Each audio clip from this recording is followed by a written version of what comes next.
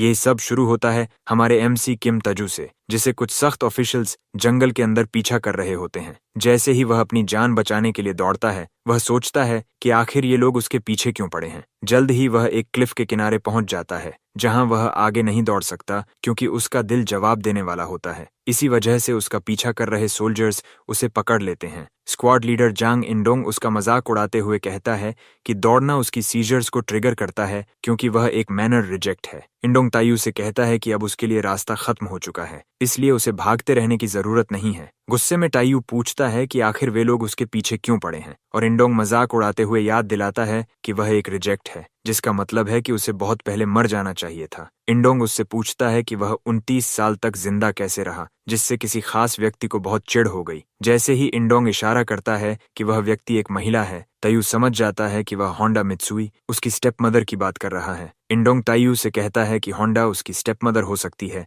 लेकिन उसे अपनी जुबान संभालनी चाहिए। बिना किसी हिचकिचाहट के इंडोंग अपनी तलवार लेकर तायू की तरफ दौड़ता है और उसे उसके सीने में घोंप देता है, फिर उसे क्लिफ से नीचे धक्का दे देता है। गिरते समय इंडोंग उसे अलविदा कहता है और बताता है कि अंत में होंडा के 2 बेटे ही पाजू टेरिटरी के वारिस बनेंगे। दरअसल 300 साल पहले साल 2026 में अचानक सूरज इक्लिप्स हो गया था और माना पृथ्वी पर गिरा था। इसकी वजह से 90% मानवता खत्म हो गई और जलवायु पूरी तरह बदल गई, जिससे शहर तबाह हो गए। कुछ ही समय में सिविलाइजेशन कोलैप्स हो गई और 300 साल बाद यानी अब 2326 में बचे हुए लोग माना के अनुसार खुद को ढाल चुके हैं और सिविलाइजेशन को फिर से बना चुके हैं। हालांकि माना से म्यूटेटेड मैजिकल बीस्ट्स और पॉइजनस प्लांट्स के आने से एक नई जंग शुरू हो गई। जैसे जैसे यह जंग लंबी चली, माना एप्टीट्यूड के आधार पर एक क्लास सिस्टम बना दिया गया। सबसे ऊपर अवेकेंड क्लास है, जिन्हें फेशियल मार्किंग्स और एंटी बीस्ट कॉम्बैट फोर्स के रूप में पहचाना जाता है। उसके नीचे माना कंपैटिबल क्लास है,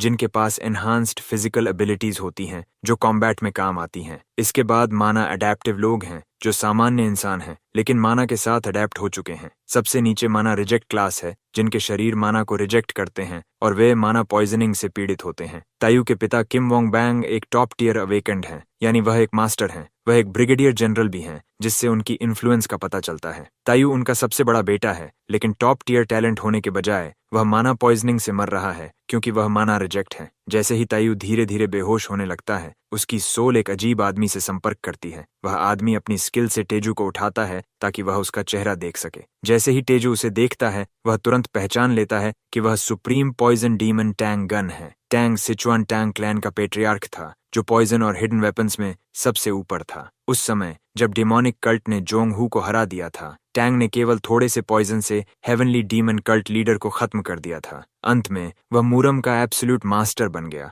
और अब यह पता चलता है कि यह ताकतवर आदमी अब तेजू के साथ अपनी सोल शेयर कर रहा है। दरअसल वह इमॉर्टैलिटी पाने के लिए कल्टीवेशन कर रहा था, तभी उसकी सोल तेजू से जुड़ गई। जैसे ही तायू उसे पहचानता है, टैंग की मेमोरीज उसके अंदर फ्लो होने लगती हैं और उसकी मेमोरीज टैंग में, यानी दोनों एक हो जाते हैं और ऐसा लगता है कि तायू टैंग का वर्जन है। लेकिन वह हमेशा रिजेक्ट होने की वजह से रिडिक्यूल झेलता रहा है। टैंग समझ जाता है कि यह सोल स्पेस सिर्फ उनके लिए है क्योंकि वे अब एक हैं। टैंग तायू से कहता है कि अगर वह उसके नॉलेज और एक्सपीरियंस को कल्टीवेट करे तो वह दुनिया का सुप्रीम मास्टर बन सकता है। कुछ ही समय में एक बहुत बड़ी पावर तायू के शरीर में फ्लो होने लगती है और टैंग उसे कहता है कि वह इस पावर का इस्तेमाल जैसे चाहे वैसे करे। इसके बाद टैंग चला जाता है और तेजू को आने वाली लड़ाइयों के लिए शुभकामनाएं देता है। तायू आखिरकार जाग जाता है और उसे समझ आता है कि यह सपना नहीं था, क्योंकि टैंग का सारा नॉलेज उसके दिमाग में मौजूद है। तायू बहुत कमजोर और थका हुआ है, लेकिन वह समझ जाता है कि उसे हर हाल में जिंदा रहना होगा। इसके लिए उसे वही मार्शल आर्ट सीखनी होगी जिसने टैंग को मूरम का सुप्रीम मास्टर बनाया था, क्योंकि यह ऐसी कला है जो इंसान को जितना ज्यादा पॉइजन कंज्यूम करता है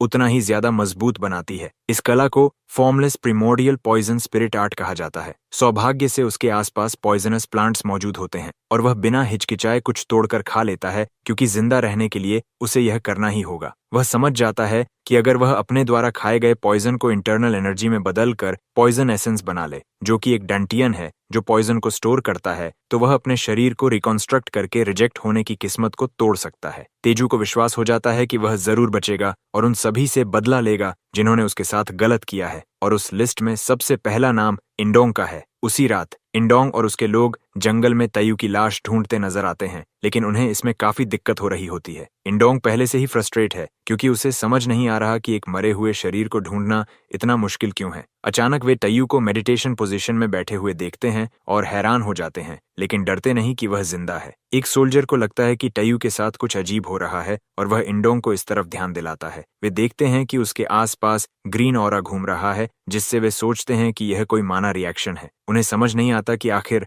हो क्या रहा है, लेकिन तायू बिना हिले डुले अपनी मेडिटेशन में पूरी तरह डूबा रहता है। उन्हें यह नहीं पता होता कि तायू माना नहीं बल्कि पॉइजन एसेंस के जरिए इंटरनल एनर्जी जमा कर रहा है। इंडोंग उसे देखकर गुस्से में आ जाता है और अपने आदमियों को कहता है कि उसे मार दो, इससे पहले कि वह परेशानी बन जाए। एक सोल्जर अपना हथियार निकालकर तेजू के पास आता है, लेकिन जैसे ही वह वार करने वाला होता है, तेजू की सेंसेस जाग जाती हैं और वह उसके हाथ को मोड़कर पीछे पेड़ पर मार देता है। सोल्जर्स उसकी रिएक्शन स्पीड देखकर चौंक जाते हैं। तायू भी उतना ही शॉक्ड होता है, क्योंकि अब उसे समझ आता है कि वह इंटरनल एनर्जी का इस्तेमाल कर रहा है। वह अपनी मुट्ठी कस लेता है, क्योंकि उसे आखिरकार एक ऐसी ताकत मिल गई है जिससे वह बदला ले सकता है। तायू खुद को संभालते हुए इंडोंग को छेड़ता है और कहता है कि उससे दोबारा मिलकर अच्छा लगा। इंडोंग लापरवाही से कहता है कि वह कुछ खास नहीं है, क्योंकि भले ही वह अवेकेंड हो गया हो, लेकिन उसके पास कोई मार्किंग नहीं है। तायू यह सुनकर हंसता है, क्योंकि वह उसकी इग्नोरेंस समझ सकता है। दरअसल अवेकनर्स को रैंक में बांटा जाता है: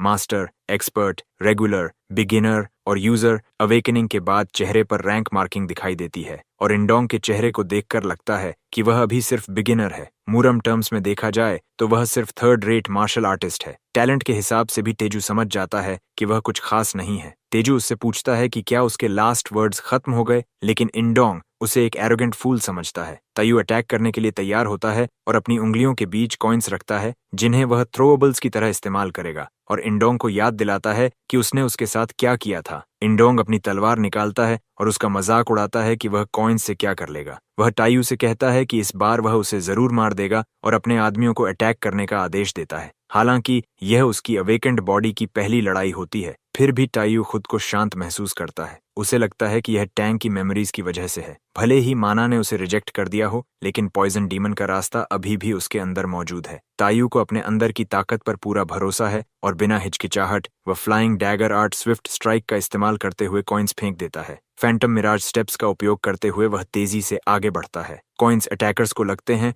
और वे रुक जाते हैं। तभी तायू पॉइजन पाल्म टेक्निक के साथ उन पर हमला करता है। वह इंडोंग को मारता है और वह दूर जा गिरता है। टीम का आखिरी आदमी यह देखकर हैरान रह जाता है कि उसका लीडर ऐसे फेंक दिया गया। वह सरेंडर करने के बजाय गन निकालता है और तायू के सिर पर पॉइंट ब्लैंक रेंज से निशाना लगाता है, लेकिन जैसे ही वह गोली चलाता है, तायू वहां नहीं होता। तायू आसानी से उसे खत्म कर देता है और कहता है कि वह बहुत धीमा था। सभी को खत्म करने के बाद तायू इंडोंग के पास जाता है। इंडोंग दर्द में कराहते हुए पूछता है कि उसने उसके साथ क्या किया, और तायू बताता है कि वह भले ही अवेकनर हो, लेकिन पॉइजन के सामने अवेकनर्स बेकार हैं। जैसे ही पॉइजन उसके शरीर को बर्बाद कर रहा होता है, इंडोंग पूछता है कि उसने यह स्किल कैसे इस्तेमाल की, जबकि उसके पास कोई मार्किंग भी नहीं है। तायू यकीन नहीं कर पा रहा कि उस आदमी ने टैंक की टेक्निक को एक स्किल कह दिया, और उसे पता है कि अगर वो बूढ़ा ये सुन ले तो अपनी कब्र में पलट जाएगा। फिर भी तायू इंडोंग से पूछता है कि सामने से इसे झेलना कैसा लगता है, क्योंकि उसे पता है कि ये कितना भयानक होता है। उसके पूरे शरीर से काला लिक्विड निकलने लगता है और उसी पल इंडोंग समझ जाता है कि अब उसका अंत तय है। वो ताइजू से अपनी जान बख्शने की भीख मांगता है, लेकिन तायू उसका गला पकड़कर उसे ऊपर उठा देता है। उसकी आंखों में साफ किलिंग इंटेंट दिख रहा होता है। जब इंडोंग देखता है कि तायू उसे छोड़ने का कोई इरादा नहीं रखता, तो वो तुम जानते हो मेरे पीछे कौन है वाला कार्ड खेलने की कोशिश करता है, लेकिन तायू को कोई फर्क नहीं पड़ता और वो उसे घोंट कर मार देता है। उसकी मौत की पुष्टि करने के बाद तायू उसे जमीन पर फेंक देता है और मुस्कुराता है। इंडोंग से कहता है कि वो चुपचाप मरने वाला नहीं था। अब बात करें समान एम्पायर की, तो ये एक नेशन है जो माना अपोकलिप्स के बाद बना था, जिसमें कोरिया, चाइना और जापान के पुराने इलाकों को मिलाया गया था। बताया जाता है कि तायू का होम टाउन पू भी समहान एम्पायर का हिस्सा है और ये एक बेहद गरीब छोटा शहर है। इसी बीच पू टेरिटरी में किम के पिता को तायू पर हुए असैसिनेशन अटेम्प्ट की खबर मिलती है। अधिकारी किम को बताता है कि इंडोंग और उसके आदमियों ने पेट्रोल के दौरान तायू पर हमला किया था, लेकिन वो किसी तरह बच गया और डिस्चार्ज होने के बाद वो गायब हो गया है। साथ ही वो ये भी बताता है कि भागते समय इंडोंग और उसके आदमी मॉन्स्टर्स द्वारा खा लिए गए।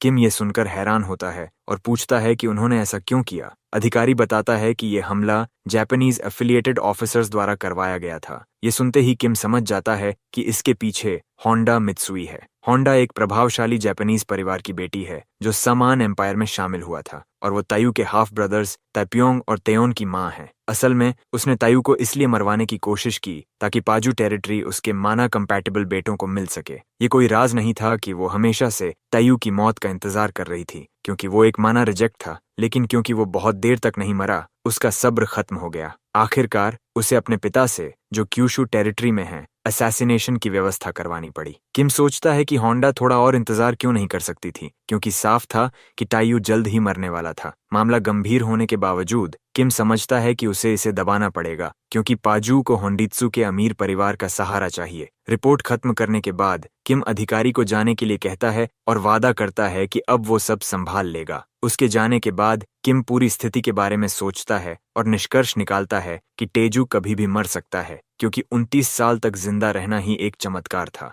भले ही होंडा ने हद पार कर दी हो, किम मानता है कि उसे इसे नजरअंदाज करना चाहिए अपने बाकी 2 बेटों के लिए, जो आगे चलकर प्यू टेरिटरी के वारिस बनेंगे, ना कि तेजू, जो एक डेड मैन वॉकिंग है। क्योंकि तेजू पहले ही गायब है, किम मानता है कि वो उसे दोबारा नहीं देखेगा और कामना करता है कि वो अपनी बाकी जिंदगी आजादी से जिए और उसे ढूंढने का वादा नहीं करता। बाद में सैम हान एम्पायर की बॉर्डर जोन पर तायू एक पहाड़ से नीचे गुरी नाम के शहर को देखता हुआ नजर आता है। वो इस नज़ारे से पूरी तरह हैरान है और उसका बॉस उसे शहर के बारे में बताने लगता है, क्योंकि ये उसका पहला अनुभव है। बताया जाता है कि 300 साल पहले गुरी सिर्फ साउथ कोरिया का एक छोटा शहर था, लेकिन सन एम्पायर के कब्जे में आने के बाद सब बदल गया। जिस पहाड़ पर वो खड़े हैं उसे माउंट जेरी कहा जाता है और वहां बहुत सारे मैजिकल बीस्ट्स थे जिन्हें खत्म करना जरूरी था। इसी वजह से एम्परर ने गुरी को एक बेस बनाया और इसे फ्री सिटी घोषित कर दिया। यहाँ मैजिकल बीस्ट बाय प्रोडक्ट्स पर टैक्स नहीं लगता, कुछ इलीगल कामों की भी अनुमति है और कई स्पेशल प्रिविलेजेस दिए गए हैं।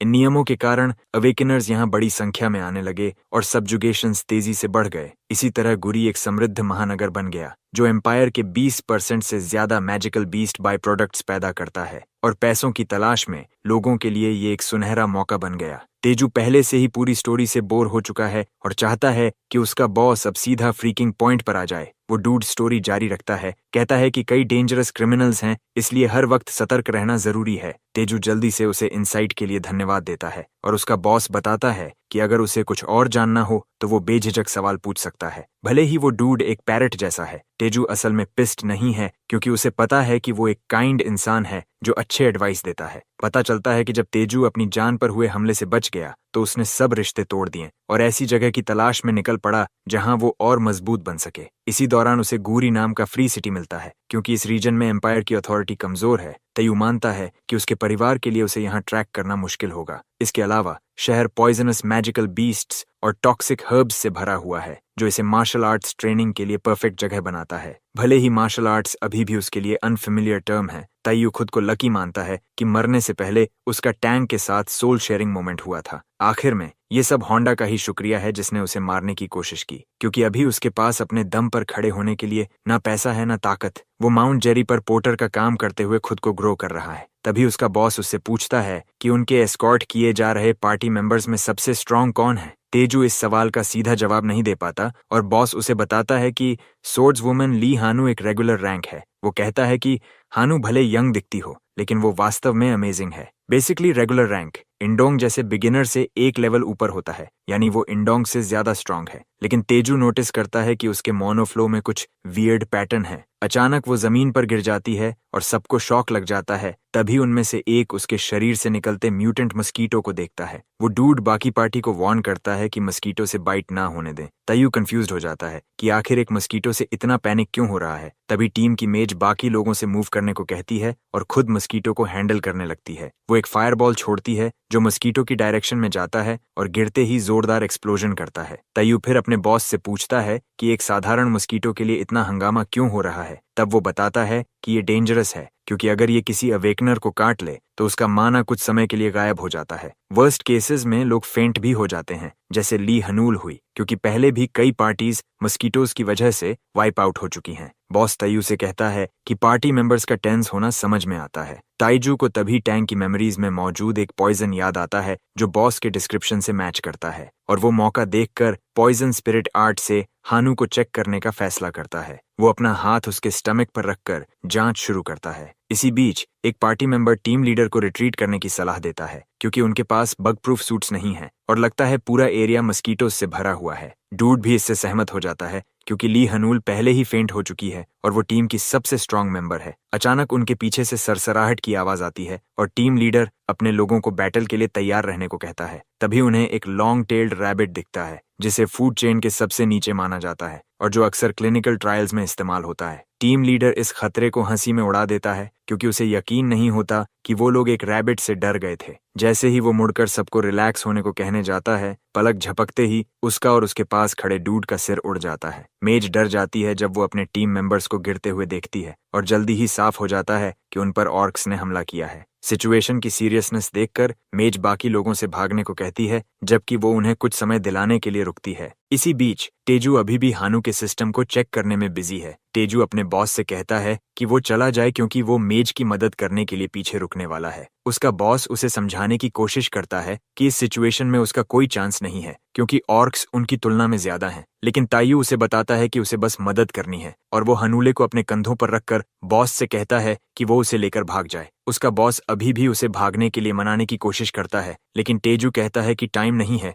इसलिए उसे जाना होगा और ये अश्योर करता है कि वो बस थोड़ी लाइट सपोर्ट देगा। उसका बॉस फिर भाग जाता है ये प्रॉमिस करते हुए कि वो बाद में वापस आएगा। जब बाकी मेंबर्स चले जाते हैं तेजू नोटिस करता है कि ऑर्क्स ऑर्गेनाइज लग रहे हैं और जब मेज उनसे लड़ रही होती है उसे एहसास होता है कि एक ऑर्क तायू की तरफ बढ़ रहा है। वो तुरंत तेजू की दिशा में ध्यान बदलती है ताकि उसे बचा सके। वो एक फायरवॉल बनाती है लेकिन इससे वो पीछे खड़े एक ऑर्क के लिए खुली रह जाती है। तायू कैजुअली उसे झुकने के लिए कहता है लेकिन ऑर्क पहले ही उसके पीछे है और वो और ज्यादा कंफ्यूज्ड हो जाती है कि तायू क्या कह रहा है। इसी बीच सेलेस्टियल रेल्म में टैंग पिछले 1 महीने की अपनी यादों को याद कर रहा है जब से वो वहां पहुंचा है। तायू से मिलने की वजह से वो असेंशन हासिल कर पाया जिसके लिए वो बेताब था, लेकिन उसकी निराशा के लिए सेलेस्टियल रेल्म उतना खास नहीं है। ये बेसिकली एक प्रिजन रेल्म है जहां इमॉर्टल्स बस टाइम पास करते हैं और वो पहले ही बाकी क्रेजी इमॉर्टल्स को बच्चों की तरह बिहेव करते देखकर थक चुका है। वो उन्हें मैनरलेस बीस्ट्स कहता है क्योंकि उसने इतने साल बर्बाद किए सिर्फ ऐसी जगह पहुंचने के लिए। हालांकि वो खुश है कि वो तायू से मिला क्योंकि उसी कनेक्शन ने उसे सेलेस्टियल रेल्म तक पहुंचने का मौका दिया। वो दोनों बेसिकली सेम सोल शेयर करते हैं और वो मार्शल वर्ल्ड का मास्टर बन पाया जबकि तायू शैडो वन था। क्योंकि अब उसकी पावर तायू के पास है, टैंग उम्मीद करता है कि तायू कुछ लेवल की खुशी पा सके। टैंग समझता है कि तायू को अर्थ के पावरफुल लोगों से आगे निकलने के लिए 7 स्टार्स तक पहुंचना होगा। इसके साथ टैंग उम्मीद करता है कि तायू जितनी जल्दी हो सके ग्रो करे और अगर फेट ने चाहा तो वो फिर से मिल सकते हैं। दरअसल वो पहले से ही सोच रहा है कि अगली बार मिलने पर वो तायू को क्या नई चीजें सिखाएगा। वो इसी मेडिटेशन में होता है जब एक इमॉर्टल सोर्ड्समैन उसके सिर के पीछे मार देता है। टैंग तुरंत जो कर रहा होता है उसे छोड़ देता है और उस डूड के पीछे भागता है, उसे खत्म करने की धमकी देते हुए। वापस अर्थ पर तेजू समझता है कि मेज समय पर मूव नहीं कर पाएगी और वो तुरंत एक्शन लेता है। वो उसकी तरफ कूदता है ऑर्क को उससे पहले मारने के लिए, लेकिन इस प्रोसेस में वो उसे ही नॉकआउट कर देता है। फिर तेजू डिसाइड करता है कि अब समय है ऑर्क्स को अपनी स्किल्स दिखाने का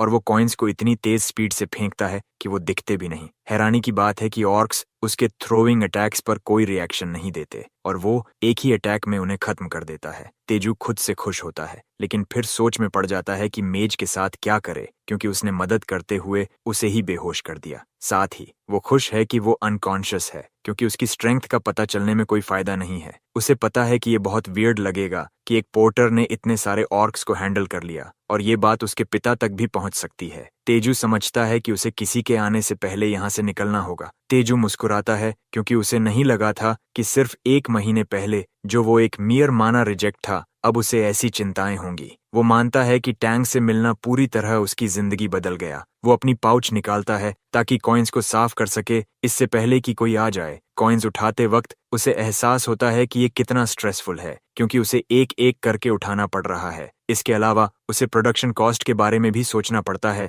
क्योंकि हर फाइट के बाद थ्रोएबल्स को डिस्कार्ड करना भी मायने रखता है। अपैरेंटली जब वो 7th स्टार तक पहुंचेगा तो वो थ्रोएबल्स ऑटोमेटिकली रिट्रीव कर सकेगा, जिसका मतलब है कि उसे अपने ग्रोथ को जल्दी बढ़ाने का तरीका ढूंढना होगा। जब वो जमीन पर पड़े सारे कॉइन्स उठा लेता है तो उसे एहसास होता है कि एक कॉइन मिसिंग है। हालांकि उसे पता है कि उसने कॉइन कहाँ फेंका था और वो उसे ट्रेस करना शुरू करता है और जल्द ही उसे एक पेड़ में फंसा हुआ मिल जाता है। वो उसे निकालने ही वाला होता है जब वो एक म्यूटेंट मस्कीटो देखता है और उसे अपने ऑरा से पकड़ लेता है। पहले की इन्वेस्टिगेशन से पता चलता है कि जैसे ही मस्कीटो का पॉइजन शरीर में सर्कुलेट करता है, इंटरनल एनर्जी बिखर जाती है। एक अवेकेंड व्यक्ति के लिए उसका माना टेम्पोरेरली गायब हो जाता है और जैसा उसने सोचा था, मस्कीटो का पॉइजन मुरुम के एनर्जी स्कैटरिंग पॉइजन जैसा ही है। हालांकि इसे वहां से कंपेयर नहीं किया जा सकता क्योंकि इस दुनिया में ये एक डेंजरस पॉइजन है जिसका कोई क्योर नहीं है। दुर्भाग्य से हर हंटर को प्रोटेक्टिव गियर पहनना पड़ता है क्योंकि इसका कोई एंटीडोट नहीं है। तायू मानता है कि अगर वो पॉइजन की एग्जैक्ट कंपोजिशन पता कर ले तो वो टैंग की नॉलेज से एंटीडोट जैसा मेडिसिन बना सकता है।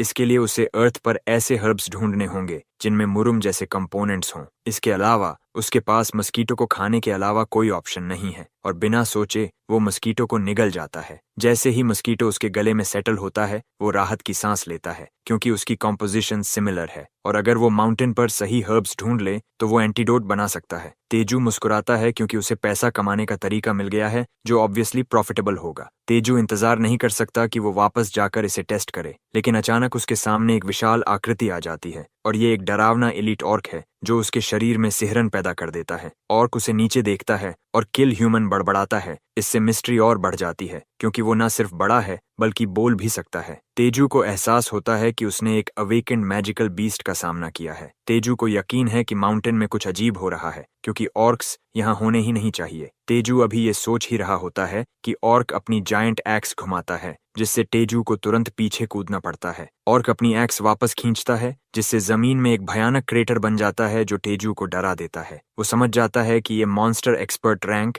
या उससे भी ऊपर का है उसकी ओवरवेलमिंग अटैक पावर देखकर। ताइजू को डर है कि उसके अटैक्स इस मॉन्स्टर पर काम नहीं करेंगे, लेकिन पक्का करने के लिए वो पहले प्रोबिंग अटैक करता है। तायू कॉइन्स फेंकता है जो सीधे ऑर्क के सिर की तरफ जाते हैं, लेकिन ऑर्क की डिफेंस उन्हें डिसइंटीग्रेट कर देती है और इससे तायू का डर सच साबित होता है। वो समझ जाता है कि उसका डैगर बर्स्ट टेक्निक भी बेकार होगा क्योंकि ऑर्क उसके अटैक्स को बिखेर देता है। अब उसके पास सिर्फ blood seal poison palm attack बचता है, उम्मीद करते हुए कि ये काम करेगा। तभी ऑर्क जोर से दहाड़ता है जिससे तेजू के शरीर में सिहरन दौड़ जाती है और वो एक पल के लिए हिचकिचा जाता है। तेजू जल्दी ही समझ जाता है कि वो कितना कावर्ड बन गया है क्योंकि वो दुश्मन के सामने खुद पर शक कर रहा है सिर्फ इसलिए क्योंकि वो उसे एक मूव में खत्म नहीं कर पाया। तेजू खुद से शर्मिंदा होता है और जानता है कि टैंग उसे इस हालत में देखता तो डिसअपॉइंटेड होता। तेजू को एहसास होता है कि वो ओवर कॉन्फिडेंट हो गया था क्योंकि उसने पहले ऑर्क्स के पैक को आसानी से हरा दिया था। तभी तायू हिम्मत जुटाता है और फैसला करता है कि वो तब तक लड़ेगा जब तक दुश्मन को गिरा न दे।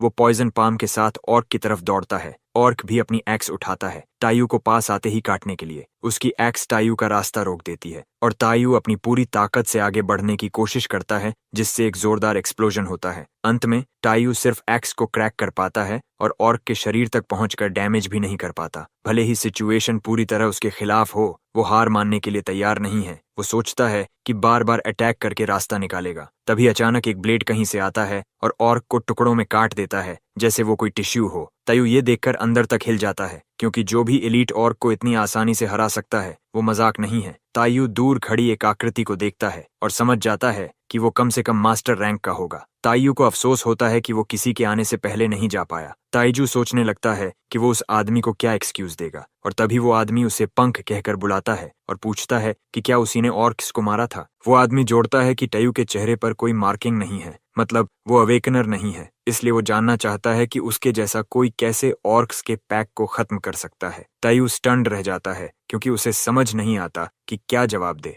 अपेरेंटली वो डूड ली युंग हॉक है, नोगोदान गिल्ड मास्टर, जो सिटी की स्टैंडिंग कमेटी के मेंबर्स में से एक है। युंग हॉक जिस अथॉरिटी से बात करता है उससे तायू समझ जाता है कि वो कोई ऑर्डिनरी इंसान नहीं है, यानी उसे अपने वर्ड्स बहुत केयरफुली चुनने होंगे। ताइजू सबसे पहले योंग हॉक को धन्यवाद देता है कि उसने उसे बचाया और जैसे ही वो अपना इंट्रोडक्शन देने वाला होता है उसका बॉस आ जाता है और उसे बीच में ही रोक देता है। बॉस खुश होता है कि तायू सेफ है और तायू तुरंत सारा क्रेडिट जुंग एच को दे देता है। कहता है कि ये उसकी टाइमली अराइवल की वजह से हुआ। उसका बॉस मुड़कर देखता है और रियलाइज करता है कि वो युंग हुक की बात कर रहा है। जुंग हुक उस सवाल को भूल जाता है जो वो पूछ रहा था और क्लीन अप टीम को ट्रैश साफ करने के लिए कहता है। तायू का बॉस उसे समझाता है कि क्योंकि ये सिटी एक फ्री सिटी है, इसे इंपीरियल फैमिली नहीं बल्कि ऑटोनोमस कमेटी गवर्न करती है। वो बताता है कि युंग हा 3 स्टैंडिंग मेंबर्स में से एक है जिनके पास वोटिंग राइट्स हैं, और वो नूडन गिल्ड का हेड है जो सिक्योरिटी संभालता है। इसके अलावा वो एक मास्टर रैंक अवेकनर है और उनके जैसे पोर्टर्स भी सेफ्टी के लिए उसके गिल्ड को ट्रिब्यूट देते हैं। युंग हॉक तुरंत उस डूड को अपने वर्ड्स संभालने के लिए कहता है। उसके जाने के बाद तायू का बॉस उसे वार्न करता है कि वो युंग हॉक के बुरे साइड पर ना जाए। तायू हैरान होता है कि उसे अपने बॉस से जुंग हॉक के बारे में इतना सीरियस वार्निंग मिल रहा है और वो पूछता है कि क्या वो इतना बुरा है। उसका बॉस बताता है कि जुंग हॉक सिर्फ नाम का सिक्योरिटी कैप्टन नहीं है, बल्कि वो बैड गाइज से ब्राइब्स लेकर उन्हें छोड़ देता है। तायू का बॉस बताता है कि वो पेट्रोल सिर्फ पीआर स्टंट्स और रेप्यूटेशन के लिए करता है। अपेरेंटली वो जल्दी में था और उससे टकरा गया, इसलिए उसने उसे बुला लिया, वरना वो किसी और को बुलाता। क्योंकि मास्टर अवेकनर्स को नेचुरल डिजास्टर्स माना जाता है, तायू का बॉस उसे कहता है कि उसके लिए बेहतर होगा कि वो युंग हॉक के बुरे साइड पर ना जाए। फिर वो सजेस्ट करता है कि वो लोग अपना सामान पैक करके एरिया छोड़ दें। तायू इस बात को मान लेता है, लेकिन अंदर ही अंदर वो परेशान है क्योंकि उसे पता है कि अगर जुंग हॉक सही समय पर इंटरवीन नहीं करता तो वो मर सकता था। उसे एहसास होता है कि टैंक से मिलने के बाद 1 महीना बीत चुका है और वो निराश है कि वो तब से ज्यादा स्ट्रांग नहीं हुआ। वो खुद पर गुस्सा होता है क्योंकि कुछ अवेकनर्स को हराने के बाद उसे आसानी से पावर मिल गई और वो एरोगेंट हो गया। तेजू इस बारे में गहराई से सोचता है और खुद को कोसने के बाद फैसला करता है कि अब से सब कुछ बदल जाएगा। वो तय करता है कि वो सच में स्ट्रांग बनेगा ताकि ऐसी सिचुएशन दोबारा ना हो। 1 महीने बाद तायू सिटी के बारे में बात करता दिखता है। वो मानता है कि भले ही सिटी की इंफ्रास्ट्रक्चर अच्छी है, फिर भी इसमें कुछ चीजों की कमी है और इसका सबसे बड़ा एग्जाम्पल हॉस्पिटल्स हैं, क्योंकि ये डेंजरस सिटी है। डॉक्टर्स यहाँ कम आते हैं और जो आते हैं वो अक्सर ट्रबल मेकर्स होते हैं, इसलिए लोग उनसे दूर रहते हैं। इस वजह से ड्रग स्टोर्स और फार्मेसीज ही लोगों के लिए मेन ऑप्शन बन जाते हैं। इसी कारण फार्मासिस्ट्स को प्रिस्क्रिप्शंस देने की अनुमति है और वो एम्पायर की एफडीए या ऑटोनोमस कमिटी द्वारा अप्रूव्ड ड्रग्स प्रिस्क्राइब या सेल कर सकते हैं। इसके कारण बिजनेस बहुत तेजी से बढ़ रहा है और अनरिलायबल हॉस्पिटल पर भरोसा करने से बेहतर है कि प्रूवन मेडिसिन खरीदी जाएं। यही वजह है कि तायू ने म्यूटेंट 3 स्ट्राइप्ड मस्कीटो के लिए एंटीडोट डेवलप किया है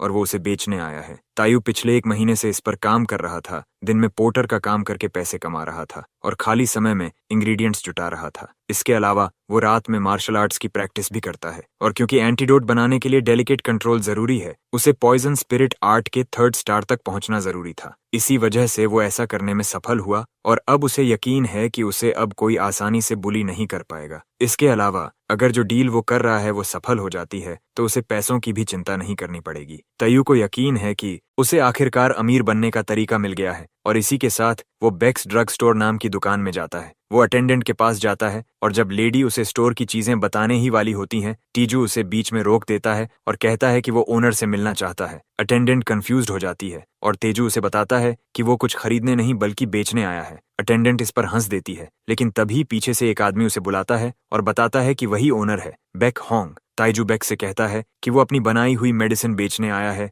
लेकिन बेक इस बात से ज्यादा प्रभावित नहीं होता क्योंकि उसे लगता है कि ताइजू एक और पेडलर है। वो तेजू से कहता है कि उसे इसमें कोई इंटरेस्ट नहीं है और उसे जाने के लिए कहता है। वो उसे ये भी कहता है कि अगर उसे पैसा कमाना है तो लेबर मार्केट उसके लिए खुला है। तभी टीजू अपने बैग से एक बॉटल निकालता है और बताता है कि ये म्यूटेंट 3 स्ट्राइप्ड मस्कीटो का एंटीडोट है। ये सुनते ही बेक का ध्यान उस पर जाता है और वो तेजू से दोबारा बोलने को कहता है। तायू कॉन्फिडेंटली बताता है कि बॉटल में क्या है और ये ओरली लिया जाता है। इसके अलावा इसे पहले से भी पिया जा सकता है और इसका इफेक्ट 10 घंटे तक रहता है। बेक गुस्से में तेजू पर चिल्लाता है और कहता है कि मस्कीटो एंटीडोट जैसी बातों पर प्रैंक करना बंद करे, लेकिन तायू उसकी बातों को इग्नोर करता है और 2 और बॉटल्स टेबल पर रख देता है। कहता है कि वो उन्हें टेस्ट करे और अगर इंटरेस्टेड हो तो कांटेक्ट करे। हालांकि वो उसे बताता है कि उसके पास मिडनाइट तक का समय है और वो अपने कांटेक्ट डिटेल्स छोड़ देता है, लेकिन डिटेल्स में उसने अपना नाम बदलकर हुंसू रख दिया है ताकि उसकी असली आइडेंटिटी ट्रैक ना हो सके। जैसे ही वो स्टोर से बाहर जाता है, वो बेक से कहता है कि अगर तय समय तक जवाब नहीं मिला तो वो प्रोडक्ट किसी और ड्रग स्टोर में ले जाएगा। उसी समय रूम में एक बड़ा आदमी मौजूद होता है जो एक अवेकनर है, पार्क जिन्स सू, और वो बेक से पूछता है कि क्या वो सच में तायू पर विश्वास करता है। पता चलता है कि वो पोशंस काफी लेता है और बिना समय बर्बाद किए वो ताइजू द्वारा छोड़ी गई एक बॉटल उठा लेता है। बेक कहता है कि उन्हें टेस्ट करके ही पता चलेगा कि तायू स्कैमर है या नहीं। अंदर ही अंदर बेक को ज्यादा उम्मीद नहीं है क्योंकि एम्पायर की बेस्ट फार्मास्यूटिकल कंपनीज भी मस्कीटो एंटीडोट बनाने में असफल रही हैं, लेकिन बेक को लगता है कि तेजू में कुछ अलग है क्योंकि वो बहुत कॉन्फिडेंट है। इससे पहले कि बेक कुछ समझे, पार्क एंटीडोट पी लेता है, कहते हुए कि वही तो टेस्ट की बात कर रहा था। बेक उसे डांटता है, उसे जंकी कहता है और पूछता है कि वो बिना टेस्ट किए कुछ क्यों पी रहा है। लेकिन एंटीडोट पीने के बाद पार्क के चेहरे पर निराशा दिखती है। वो बताता है कि इसका टेस्ट बिल्कुल पानी जैसा है और इसमें कुछ खास नहीं है। बेक ये सुनकर हैरान होता है, लेकिन वो पार्क को याद दिलाता है कि वो पोषण जंकी है और पूछता है कि क्या उसे कोई मेडिसिनल एनर्जी महसूस हो रही है। पार्क कहता है कि उसे कुछ भी महसूस नहीं हो रहा और क्योंकि वो पोशंस पीने में एक्सपर्ट है, उसे यकीन है कि उसे कुछ एनर्जी जरूर महसूस होती अगर एंटीडोट असली होता। पार्क बॉटल को कूड़ेदान में फेंक देता है और कहता है कि उसने बेवजह उम्मीद लगा ली थी। वो बेक से कहता है कि बाकी बॉटल्स भी फेंक दें क्योंकि अब कंफर्म हो गया है कि तैहू एक स्कैमर है। इससे बेक सोच में पड़ जाता है कि क्या तेजू सच में स्कैमर है और वो अपने हाथ में मौजूद मेडिकेशन बॉक्स में रखी बाकी बॉटल्स को देखता है। तभी पार्क बताता है कि वो फ्रॉग्स पकड़ने के लिए हंट पर जा रहा है और जब वो अपनी जरूरत का सामान लेने लगता है, बेक बाकी बॉटल्स और तेजू का कॉन्टैक्ट भी कूड़ेदान में फेंक देता है। बेक पूरे मामले से निराश हो जाता है और खुद को डांटता है कि उसने ये कैसे मान लिया कि ताइयू मस्कीटो एंटीडोट बना सकता है। बाद में पार्क और उसके लोग मॉन्स्टर वीजल्स के एक झुंड के खिलाफ संघर्ष करते हुए दिखाई देते हैं। उसकी टीम के सदस्य सुझाव देते हैं कि उन्हें पीछे हट जाना चाहिए क्योंकि वे पहले ही मस्कीटो वेनम से जहरीले हो चुके हैं। पार्क उनकी बात मानता है, लेकिन कहता है कि वे तब तक रुके रहें जब तक वह अपने सामने वाले मॉन्स्टर को खत्म नहीं कर देता। पार्क,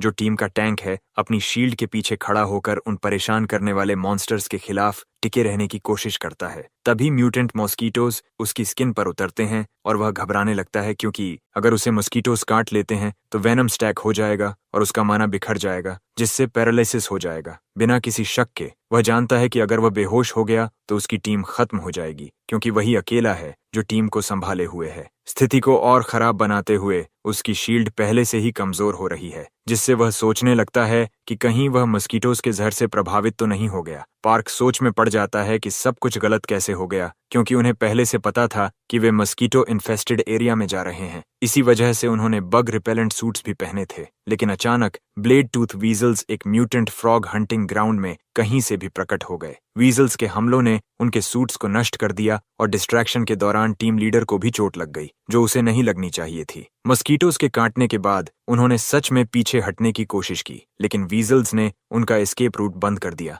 जिससे उनके पास अपनी जान जोखिम में डालकर लड़ने के अलावा कोई विकल्प नहीं बचा। पार्क उम्मीद करता है कि वह अपने सामने वाले मॉन्स्टर को मार सके ताकि सभी को सुरक्षित बाहर निकाल सके, लेकिन अचानक सबसे बुरा होता है जिसकी वह कल्पना कर सकता था। एक वीजल उस पर झपटता है और अपनी ब्लेड जैसी टेल से उसकी शील्ड तोड़ देता है, जिससे वह पूरी तरह एक्सपोज्ड हो जाता है। लेकिन तभी उसे एहसास होता है कि सिर्फ शील्ड रीइंफोर्समेंट टूटी है, उसकी ताकत कम नहीं हुई और उसका माना भी इंटैक्ट है। तभी उसे याद आता है कि उसने एंटीडोट लिया था और अब हालात देखकर लगता है कि वह सच में काम कर रहा है। वह तुरंत सारे डिस्ट्रैक्टिंग थॉट्स हटा देता है ताकि फोकस कर सके, क्योंकि अगर एंटीडोट असली है तो उसके पास लड़ने का मौका है। वह अपनी जायंट ब्लेड निकालता है और आत्मविश्वास के साथ वीजल की तरफ छलांग लगाता है। उसी रात पार्क बेक के ड्रग स्टोर पर दौड़ता हुआ जाता है, उसका नाम चिल्लाते हुए पूछता है कि सुबह उसने जो एंटीडोट पिया था उसकी कीमत क्या है, क्योंकि वह सब कुछ खरीदना चाहता है। कुछ समय बाद तायू शहर के मार्केट सेंटर में घूमता हुआ दिखाई देता है, जहां वह बहुत सारी चीजें देखता है।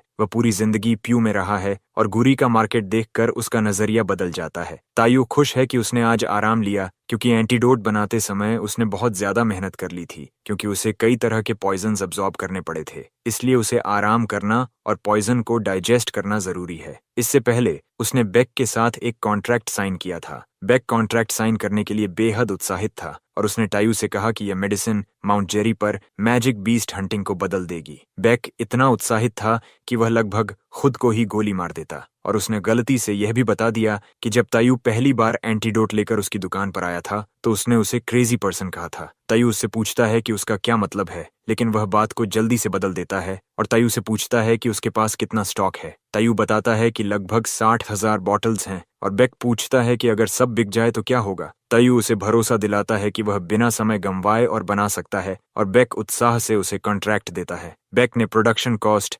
10,001 पर बॉटल तय की थी ताकि उन्हें 50,001 में बेचा जा सके, और इसमें यह शर्त भी शामिल थी कि वह तायू के लिए सभी ड्रग अप्रूवल्स और पेटेंट प्रोसीजर्स संभालेगा। तायू यह देखकर हैरान हो जाता है क्योंकि असली प्रोडक्शन कॉस्ट 101 पर बॉटल से भी कम है। तायू मानता है कि कीमत अच्छी है और बताता है कि 60,000 बॉटल्स के शुरुआती स्टॉक से कुल मिलाकर 3 बिलियन वन बनते हैं। बेक कहता है कि उसमें से 10% टैक्स हटाना होगा, जिससे यह 2.7 बिलियन वन रह जाता है। तायू और भी प्रभावित होता है कि टैक्स सिर्फ 10% है, जो दिखाता है कि यह शहर कितना फ्री है। फिर तायू एक और तरीका सुझाता है और बेक से कहता है कि वह उसे 1 साल का एक्सक्लूसिव कॉन्ट्रैक्ट देगा, जबकि एंटीडोट की सप्लाई 35,000 वन पर बॉटल पर करेगा। बेक यह सुनकर हैरान हो जाता है और वह ताइजू से कहता है कि उसे एंटीडोट इतनी सस्ती कीमत पर देने की कोई जरूरत नहीं है। तेजू बेक से कहता है कि उसने सुना है कि वह एक ऑर्फनेज चलाता है, क्योंकि पूरे शहर में यह अफवाह फैली हुई है कि वह सभी अनाथों का पिता है। उसने यह भी सुना है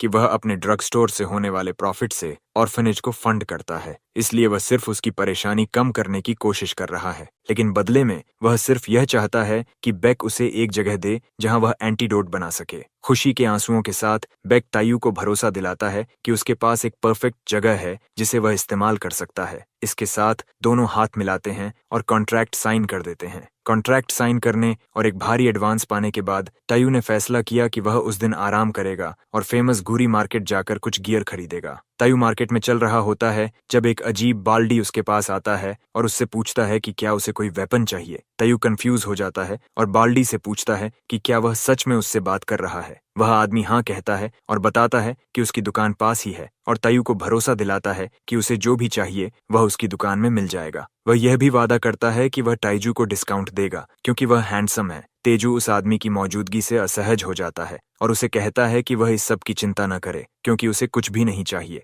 जैसे ही वह वहां से जाने लगता है, वह आदमी उसे पकड़ लेता है और कहता है कि कम से कम एक बार देख तो ले, यह उसके लिए कुछ भी खर्च नहीं करेगा। वह अजीब बातें करता रहता है, जैसे तायू को उसके घर चलना चाहिए जो ड्रीम्स और रोमांस से भरा हुआ है। दूसरी तरफ तायू डर जाता है क्योंकि वह आदमी सपोजिडली एक ब्लैकस्मिथ है, लेकिन उसकी पकड़ बहुत ही मजबूत है। वह आदमी उसे खींचते हुए ले जा रहा होता है, जबकि तायू पहले ही 3rd स्टार तक पहुंच चुका है, जिससे वह सोचने लगता है कि क्या यह आदमी सच में एक मास्टर क्राफ्ट्समैन है। कुछ ही देर बाद वे उस आदमी की वर्कशॉप पहुंचते हैं और तेजू वहां रखे अमेजिंग वेपन्स देखकर हैरान रह जाता है। वह उससे पूछता है कि क्या उसने यह सब खुद बनाया है और वह उसे भरोसा दिलाता है कि हाँ। खुद को शहर का सबसे अच्छा बताते हुए तेजू अपने ऑब्जर्वेशन आइज का इस्तेमाल करके वेपन्स को चेक करता है और वह कंफर्म करता है कि वह आदमी ब्लफ नहीं कर रहा, जिससे उसे एहसास होता है कि किसी को उसके अपीयरेंस से जज नहीं करना चाहिए। जब वह कंफर्म कर लेता है कि वह अपने काम में अच्छा है, तो वह एक पेपर निकालता है और उसे दिखाता है कि उसे क्या चाहिए और पूछता है कि क्या वह उनमें से सॉर्ड बना सकता है। ब्लैकस्मिथ उसे देखता है और समझता है कि यह विलो लीफ फ्लाइंग डैगर्स हैं, लेकिन उसे लगता है कि वे थ्रोइंग नाइव्स के लिए बहुत छोटे हैं। वह तेजू से पूछता है कि क्या वह खुद इन नाइव्स का इस्तेमाल करने वाला है। वह तायू से यह भी कहता है कि अगर वह चाहता है कि ये डैमेज करें तो इन्हें मोनास्टेल से बनाना होगा। तेजू उससे पूछता है कि क्या वह इन्हें बना सकता है और वह हाँ कहता है, लेकिन बताता है कि मटेरियल्स की कमी के कारण इसमें समय लगेगा। वह तायू से पूछता है कि क्या यह उसके लिए ठीक है और तायू हाँ कहता है, साथ ही पूछता है कि इसकी कीमत कितनी होगी। ब्लैकस्मिथ सब कैलकुलेट करता है और बताता है कि इसकी कीमत 250 मिलियन वन है। हालांकि वह तेजू को बताता है कि उसे उस दिन सिर्फ 10% डिपॉजिट देना होगा। तेजू को पहले से अंदाजा था कि वेपन्स महंगे होंगे, लेकिन 100 सिंगल यूज हिडन वेपन्स के लिए यह कीमत काफी भारी है। तेजू उस आदमी से कहता है कि उसे चिंता करने की जरूरत नहीं है और भरोसा दिलाता है कि वह पूरा भुगतान वहीं करेगा। वह उसे अपना एड्रेस देता है और कहता है कि जब पहला सैंपल तैयार हो जाए तो उसे भेज दे। ब्लैकस्मिथ की दुकान से निकलने के बाद तायू सोचता है कि अब अगली चीज आर्मर है, क्योंकि उसने वेपन्स का इंतजाम कर लिया है। तायू समझता है कि उसे ऐसा आउटफिट चाहिए जिसमें वह अपने कपड़ों में पॉकेट सिल सके, ताकि वह टैंक की तरह काउंटलेस पॉइजन्स और हिडन वेपन्स साथ रख सके। वह खुद को टैंक की तरह रोब पहने हुए इमेजिन करता है, लेकिन तुरंत उस विचार को छोड़ देता है क्योंकि उसे एहसास होता है कि यह कितना एम्बैरेसिंग होगा। इसीलिए सबसे अच्छा विकल्प मॉडर्न स्टाइल पर टिके रहना है। तयू अपने ऑप्शंस के बारे में सोच ही रहा होता है कि तभी एक सेल्स पर्सन उसके पास आती है जो फ्लेम बुटीक के लिए काम करती है। वह उसे बताती है कि उन्होंने अभी मैजिकल बीस्ट लेदर आर्मर की नई लाइन लॉन्च की है और उसी दिन कोट्स भी डिस्प्ले पर रखे गए हैं। वह तेजू से कहती है कि वह आकर एक नजर डाले और तेजू उससे पिचबुक लेकर कोट देखने लगता है। वह समझ जाता है कि यह मैजिकल बीस्ट लेदर से बना कोट है और लॉन्ग रोब पहनने के बजाय यह सच में काम आएगा। इसी दौरान दो महिलाएं एक ट्रैम में शहर का टूर लेती हुई दिखाई देती हैं। वे दूर स्थित शहर के कास्टल को देखती हैं, जो केवल अमीर और ताकतवर लोगों के लिए रिजर्व्ड है।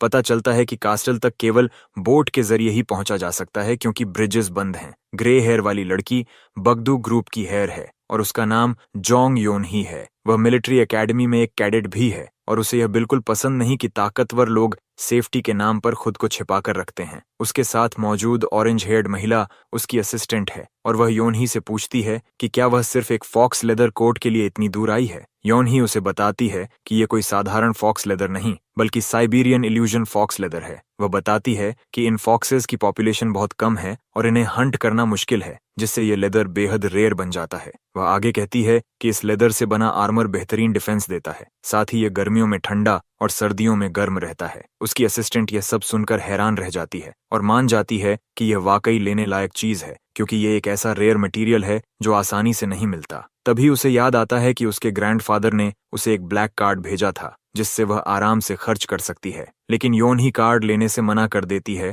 और कहती है कि वह अपने पैसे इस्तेमाल करेगी। असिस्टेंट को इस पर हैरानी नहीं होती, क्योंकि योनही अपनी इंडिपेंडेंस के लिए जानी जाती है। कुछ ही देर बाद ट्रैम गुरी मार्केट पर रुकती है और पैसेंजर्स को उतरने के लिए कहा जाता है। दोनों महिलाएं उतरती हैं और योनही कहती है कि वे सीधे बुटीक जाएंगी, क्योंकि वह बिना समय गंवाए असली चीज देखना चाहती है। उसी समय तेजू को भी बुटीक का रास्ता दिखा दिया जाता है। अंदर जाते ही वह एक रेड हेड महिला को योनही और उसकी सेक्रेटरी की सेवा करते हुए देखता है। वह अपनी मौजूदगी का ध्यान दिलाता है और बताता है कि उसे बाहर से बुटीक के लिए भेजा गया है। रेड हेड महिला योनही से 1 मिनट मांगती है, लेकिन योनही की सेक्रेटरी पहले ही चिंतित हो जाती है कि कहीं ताजू भी वही कोट खरीदने न आया हो। रेड हेड टायू के पास जाती है उसे वेलकम करने, लेकिन अचानक उसे कुछ याद आता है। वह टायू को पहचान लेती है, जबकि टायू उसे नहीं पहचानता। वह बताती है कि वह वही मेज है जो 1 महीने पहले उस पार्टी में थी जब ऑर्क्स ने हमला किया था। तायू को आखिरकार याद आता है और वह पूछता है कि वह बुटीक में क्यों है।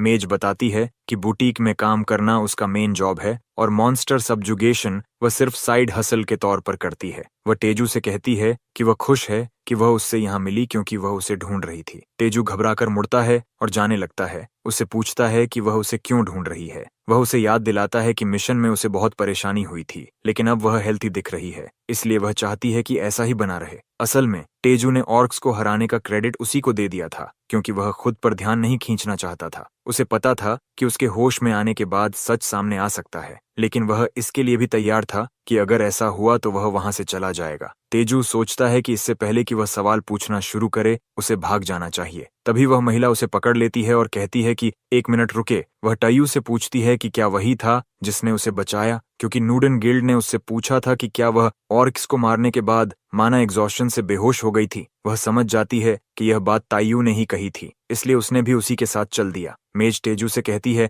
कि उसे नहीं पता कि उसने उसकी मदद क्यों की, लेकिन वह उसके लिए आभारी है। वह बताती है कि टायू की वजह से ही वह अपने टीम लीडर और अपने लवर के बॉडीज वापस ला पाई। महिला टायू को धन्यवाद देते हुए रो पड़ती है, जिससे टायू पूरी तरह उलझन में पड़ जाता है, क्योंकि उसे समझ ही नहीं आता कि ऐसी स्थिति को कैसे संभाले। वह जानता है कि उसने उसे बचाया था, लेकिन उसके लिए नहीं, बल्कि अपने सेल्फिश डिजायर के लिए, ताकि वह अपनी टेक्निक्स को टेस्ट कर सके। तेजू मेज से शांत होने को कहता है और सोचता है कि क्या वह सच में उसकी ग्रैटिट्यूड के लायक है। मेज माफी मांगती है अगर उसने स्थिति को ऑकवर्ड बना दिया हो। तभी योनही की सेक्रेटरी चिल्लाती है और उससे पूछती है कि वह योनही को और कितनी देर तक इंतजार करवाएगी। महिला मुड़कर उनसे माफी मांगती है और अचानक घुटनों के बल बैठ जाती है। वह योनही के सामने झुककर कहती है कि वह बहुत सॉरी है, क्योंकि अब वह कोट उसे नहीं बेच सकती। योनही की सेक्रेटरी यह सुनकर गुस्से में आ जाती है और उसे याद दिलाती है कि उन्होंने सारे मेजरमेंट्स ले लिए थे, अब सिर्फ पेमेंट बाकी था, लेकिन वह अब अपनी बात से पीछे हट रही है।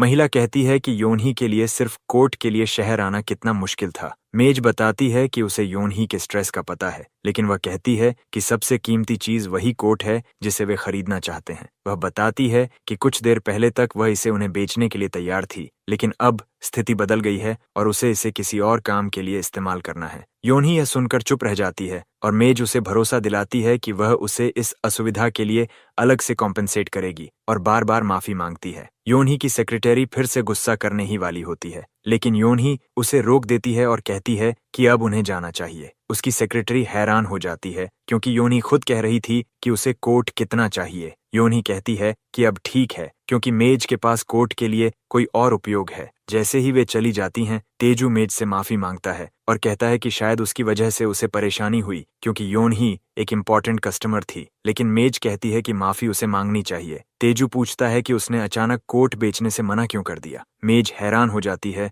और उससे पूछती है कि क्या लोगों ने उसे पहले कभी डम कहा है। तेजू अपने डम अंदाज में कहता है कि नहीं, और वह पहली है जिसने ऐसा कहा। मेज को यकीन नहीं होता कि तेजू अभी भी समझ नहीं पाया कि क्या हो रहा है। वह साफ साफ बताती है कि वह कोट उसे दे रही है और यह सुनकर वह हैरान रह जाता है। वह पूछता है कि उसका मतलब क्या है और मेज बताती है कि वह उसकी जान बचाने के बदले उसे सिल्वर फॉक्स लेदर कोट देना चाहती है। तेजू कहता है कि वह इसे स्वीकार नहीं कर सकता और मानता है कि उसने उसे अच्छे इरादे से नहीं बचाया था। मेज कहती है कि इरादों का कोई मतलब नहीं, सबसे जरूरी बात यह है कि वह बच गई और उसे उसकी वजह से जिंदगी मिली। वह तयू से कहती है कि अगर यह बात उसे परेशान कर रही है तो वह भविष्य में और लोगों को बचाए ताकि उसके लवर जैसे लोग जिंदा रह सकें। यह सुनकर ताइजू चौंक जाता है क्योंकि जन्म के बाद पहली बार किसी ने उसे इतना सम्मान और ग्रेटिट्यूड दिया है। अब तक उसे सिर्फ नफरत और आलोचना मिली थी, इसलिए वह उसी का आदी हो चुका था। भले ही उसने मेज की मदद अच्छे इरादे से नहीं की थी, फिर भी उसे यह एहसास अच्छा लगता है कि कोई उसे धन्यवाद दे रहा है। तायू आखिरकार कहता है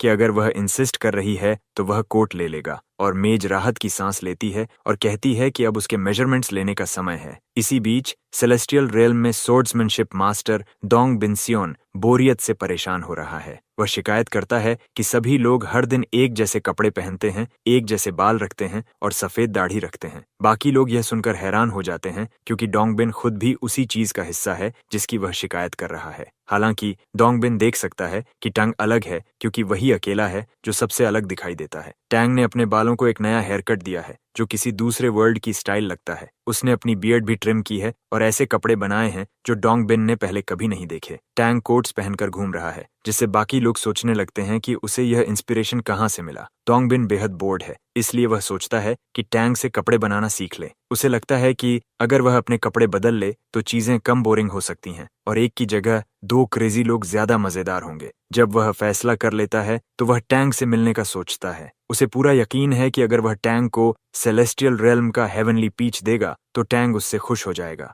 इसी बीच बेक के ऑर्फनेज में सीक्रेट वॉल्ट को तायू की मैन्युफैक्चरिंग चेंबर्स में बदल दिया गया है। तायू अभी एंटीडोट का एक और बैच पूरा करता है, तभी बेक का कॉल आता है और तेजू उसे बताता है कि वह करंट बैच खत्म कर चुका है। बेक यह सुनकर राहत महसूस करता है और बताता है कि उनका स्टॉक लगभग खत्म हो चुका है। वह तेजू से पूछता है कि वह अगला बैच कब भेज सकता है और तेजू हैरान हो जाता है क्योंकि उसने एक दिन पहले ही बैच भेजा था। बेक बताता है कि मेडिसिन की इफेक्टिवनेस की खबर फैल चुकी है और लोग इसे खरीदने के लिए उमड़ रहे हैं। वह यह भी बताता है कि जब वह तायू से बात कर रहा है तब भी पूरा स्टोर हंगामे में है क्योंकि अवेकनर्स एंटीडोट लेने के लिए दौड़ रहे हैं। कुछ लोग तो इसे स्टॉक करके जमा भी कर रहे हैं जिससे सप्लाई जल्दी खत्म हो रही है। तायू बेक से कहता है कि वह अनाउंस करे कि सप्लाई लगातार रहेगी, इसलिए होर्डिंग की जरूरत नहीं है और हर व्यक्ति के लिए 2 बॉटल्स की लिमिट तय करे। बेक मान जाता है लेकिन उसे एक और चिंता है। वह कहता है कि इस ड्रग की पॉपुलैरिटी के कारण कॉपी कैट ड्रग्स जल्दी आ सकते हैं। ताइजू उसे भरोसा दिलाता है कि अभी ऐसा होना मुश्किल है और अगर फ्यूचर में कॉपी कैट्स आते हैं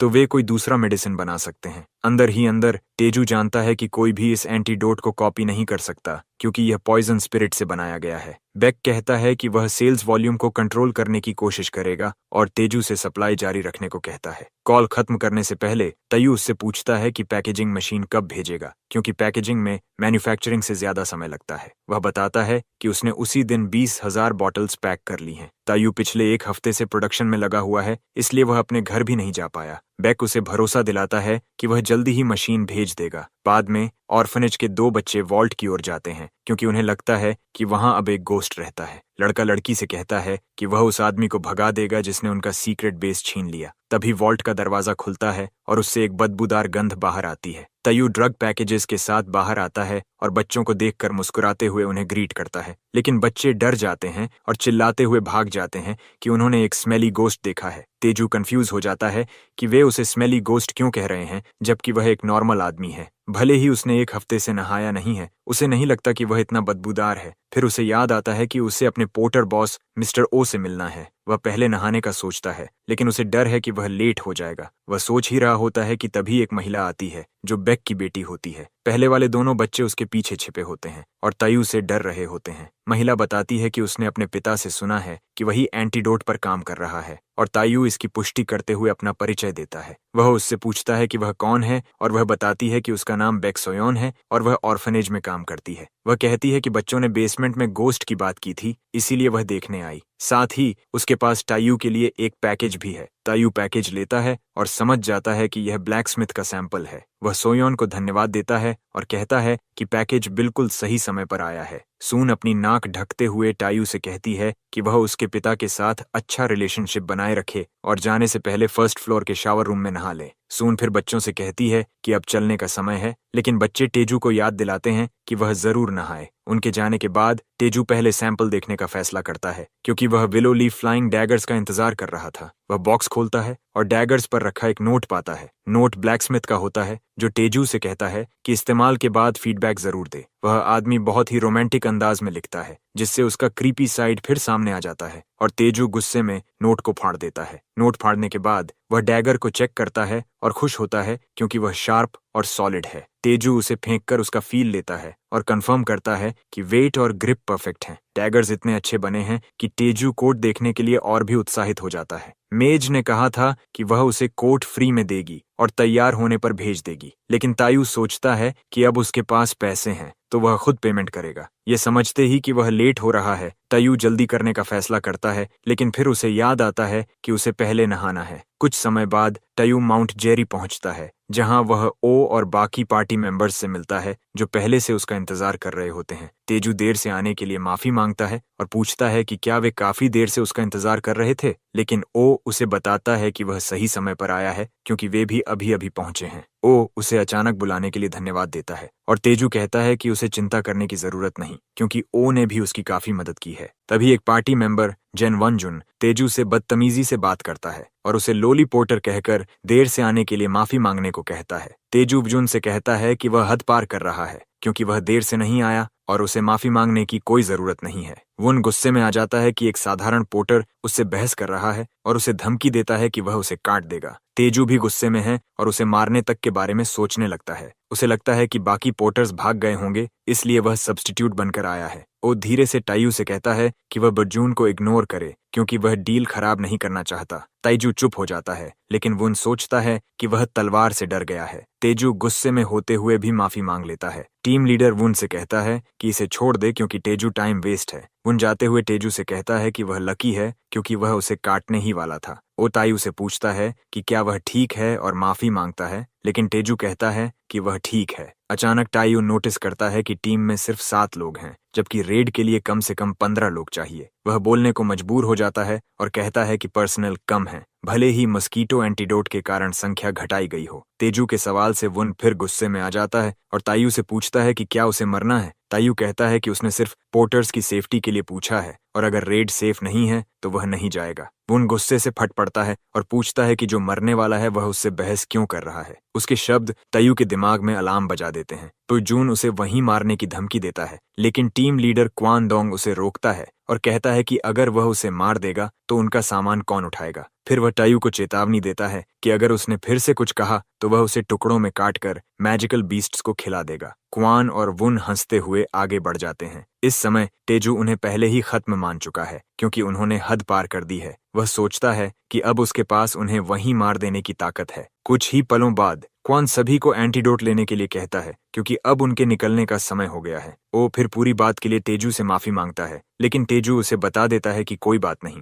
हालांकि वह जानना चाहता है कि क्या वे सच में इतने कम लोगों के साथ जाने वाले हैं। वो बताता है कि उसे मिली जानकारी के अनुसार वे वीजल हंटिंग ग्राउंड की ओर जा रहे हैं। जाहिर है मस्कीटोज की वजह से रेड्स में हमेशा ज्यादा लोगों की जरूरत पड़ती थी, लेकिन एंटीडोट की वजह से वे बग प्रूफ सूट्स उतार सकते हैं और रेड के लिए जरूरी सदस्यों की संख्या भी कम कर सकते हैं। वो कहता है कि वह थोड़ा चिंतित है, लेकिन टीम में 2 बिगिनर्स होने की वजह से उसे नहीं लगता कि उन्हें किसी चीज की चिंता करनी चाहिए। वह फिर तेजू को एंटीडोट की एक बॉटल देता है, बताते हुए कि वह उसके लिए एक लाया था। तेजू बॉटल लेते हुए ओ को धन्यवाद देता है और उसे एहसास होता है कि उसकी पावर एक नया बदलाव ला सकी है। उसे याद आता है कि मेज ने उससे लोगों को बचाने के बारे में क्या कहा था और तेजू समझता है कि उसने सिर्फ एंटीडोट बनाकर ही बहुत लोगों को मस्कीटोज से मरने से बचा लिया है। तेजू खुश होता है कि वह उसकी इच्छा पूरी कर पा रहा है और उसे यह भी एहसास होता है कि उसकी नई पावर ने उसे भी बदल दिया है। पता चलता है कि वोंग जून और उसके बेकार पार्टी मेंबर्स की वजह से वह पहले ही 2 बार अपने मर्डरस इंटेंट पर नियंत्रण खो चुका है। वह समझता है कि इसकी वजह टैंग की पर्सनैलिटी है। वह ऐसा इंसान है जो जिनसे नफरत करता है उन्हें छोड़ने के बजाय मारना प्राथमिकता देता है। टैंग के पास जिसे वेनोमस हार्ट कहा जाता है वह मौजूद है और उसके साथ सोल शेयरिंग होने के बाद ऐसा लगता है कि वेनोमस हार्ट अब तेजू की पर्सनैलिटी में भी रिसने लगा है। तेजू इसे बुरा बदलाव नहीं मानता क्योंकि वह इस दुनिया में सरवाइव करने के लिए पहले बहुत कमजोर था। तभी तेजू ओ से कहता है कि रेड के दौरान उसके साथ ही रहे और ओ हैरान हो जाता है कि एक पावरलेस पोर्टर उसे अपने पीछे रहने को कह रहा है जबकि टीम में अवेकनर्स मौजूद हैं। ओ सोचता है कि तयू मजाक कर रहा है, लेकिन तेजू उसे बता देता है कि वह बिल्कुल सीरियस है क्योंकि उसे जंगल के अंदर से काफी समय से एक अजीब सा ग्रिम फीलिंग मिल रहा है और जो फेरोशियस किलिंग इंटेंट उसे महसूस हो रहा है वह सीधे उन्हीं पर डायरेक्टेड है। उन दिनों की याद में टैंग उन कॉन्स्पिरेटर्स के पीछे गया था जो डिमोनिक कल्ट के साथ काम कर रहे थे। टैंग एक बार उनमें से एक कोलैबोरेटर के पीछे गया। वह आदमी अपनी जान की भीख मांगने लगा, यह दावा करते हुए कि उन्हें फंसाया गया है। लेकिन टैंग ऐसा नहीं है जो यह सब सुने। वह कहता है कि उसे पता है कि इस ग्रुप ने डिमोनिक ब्लड पिल बनाने के लिए काउंटलेस सिविलियंस को मारा है, यहाँ तक कि लाइटनिंग डीमन जग चौन ने अपने ही बेटे का इस्तेमाल किया था और टैंग इस सब पर बेहद गुस्से में है। वह बेरहमी से जूजी को घुटनों पर ला देता है और फिर एक शक्तिशाली अटैक से उसे खत्म कर देता है। उसे चीरते हुए यह वादा करता है कि वह उसके बाकी साथियों को भी उसके पास भेजेगा। माउंट जूरी पर वापस पार्टी ने कई वीजल मॉन्स्टर्स को मार गिराया है। वुन शेख ही बघाड़ता है कि वीजल्स को मारना कितना आसान है क्योंकि वे अब बग रिपेलेंट सूट्स के वजन से बंधे नहीं हैं। उन्होंने काफी एनर्जी क्रिस्टल्स इकट्ठा कर लिए हैं जिससे वुन खुश है। वह इस मौके का इस्तेमाल तयू को नीचा दिखाने के लिए करता है, ये कहते हुए कि उन्हें ज्यादा लोगों की जरूरत नहीं क्योंकि वे खुद ही काफी हैं। वह उसका मजाक उड़ाते हुए कहता है कि वह सिर्फ इसलिए पोर्टर बना हुआ है क्योंकि वह डरपोक है। वो तेजू के अंदर उभरते गुस्से को महसूस कर सकता है और वह जल्दी से तेजू के सीने पर थपथपाते हुए बोलता है। वह चाहता है कि तेजू शांति के लिए मान ले कि वह गलत है, लेकिन तेजू यकीन नहीं कर पाता कि वुन उस एंटीडोट की वजह से इतना घमंडी बन रहा है जो उसने खुद बनाया था। वह पहले ही उन्हें मारने के बारे में सोचने लगता है क्योंकि वे चलते फिरते मरे हुए लोग हैं। हालांकि वह खुद को रोक लेता है क्योंकि वह अभी उनके जैसे कचरे को अपने विलो लीफ फ्लाइंग डैगर्स के टारगेट सैंपल्स के रूप में इस्तेमाल करने के लिए तैयार नहीं है। मूल रूप से पार्टी एंटीडोट की वजह से कई वीजल्स का शिकार कर पाई है, लेकिन वह सोचता है कि वे उस असली खतरे से कैसे निपटेंगे जो परछाइयों में छिपा हुआ है। तेजू फिर ओ से कहता है कि अब कत्लेआम शुरू होने वाला है और उसे यह नहीं भूलना चाहिए कि उसने उसे अपने पास रहने के लिए कहा था। वो उलझन में पड़ जाता है और तेजू से पूछता है कि आखिर क्या शुरू होने वाला है। तेजू जवाब देता है कि कुछ खास नहीं, लेकिन यह कुछ ऐसा है जिसे पहाड़ पर संभालना मुश्किल माना जाता है, जो कि एक मैजिकल बीस्ट अटैक है। अचानक दूरी में एक लाल फर वाला वुल्फ दिखाई देता है और वह बेहद डरावना लगता है। इसे देखते ही ओ के चेहरे पर पसीना बहने लगता है, लेकिन तयू उसे भरोसा दिलाता है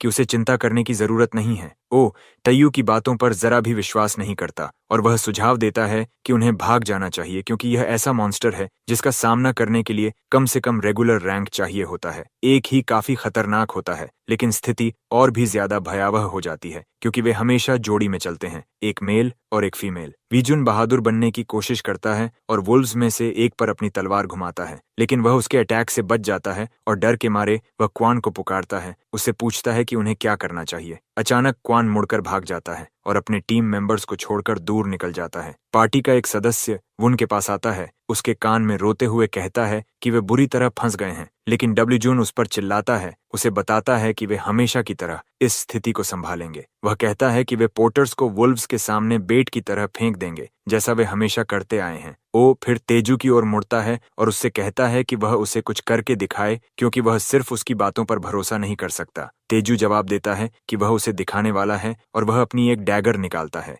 फ्लाइंग डैगर आर्ट का उपयोग करते हुए वह उसे डब्ल्यू जून के दाहिने कान की ओर फेंकता है, उसे साफ काट देता है और डैगर तेज गति के कारण एक चट्टान में जा धंसती है। ये देखकर ओ हैरान रह जाता है और तायू डब्ल्यू जून और उसके मेंबर्स के प्रति अपनी नफरत जाहिर करता है, ये कहते हुए कि वे कचरा हैं। तेजू द्वारा फेंकी गई डैगर ने वुन का दाहिना कान काट दिया था चट्टान से टकराने से पहले, और क्वान को भी लगभग लग ही गई थी, जो भागने की कोशिश कर रहा था। अचानक वुन को एहसास होता है कि उसके सामने खड़ा वुल्फ पहले ही मर चुका है और वह सोचने लगता है कि यह कब हुआ। असल में डैगर ने उसका कान काटते हुए वुल्फ को भी मार दिया और क्वान को भागने से भी रोक दिया। ओ तेजू की ओर मुड़कर उससे पूछता है कि उसने एक ही वार में वुल्फ को कैसे मार गिराया। दूसरा वुल्फ अपने साथी की मौत से टूट जाता है, लेकिन कुछ करने से पहले ही टयू अपनी ऑरा छोड़ देता है और वुल्फ से कहता है कि अच्छा बच्चा बने, क्योंकि अगर उसने कुछ भी गलत करने की कोशिश की तो वह उसकी जान ले लेगा। तायू फिर अवेकनर्स से पूछता है कि क्या वे हर बार ऐसा ही करते हैं जब चीजें उनके प्लान के अनुसार नहीं होती। डब्ल्यू जून घमंड से उससे पूछता है कि उसे इससे क्या मतलब, और कहता है कि कमजोर लोगों का अवेकेंड के लिए मरना स्वाभाविक है। ताइजू उसके जवाब से खुश होता है और कहता है कि अब वह भी वही महसूस करने वाला है। ताइजू फिर उनके पास की चट्टान पर छलांग लगाता है ताकि वह सही से देख सके।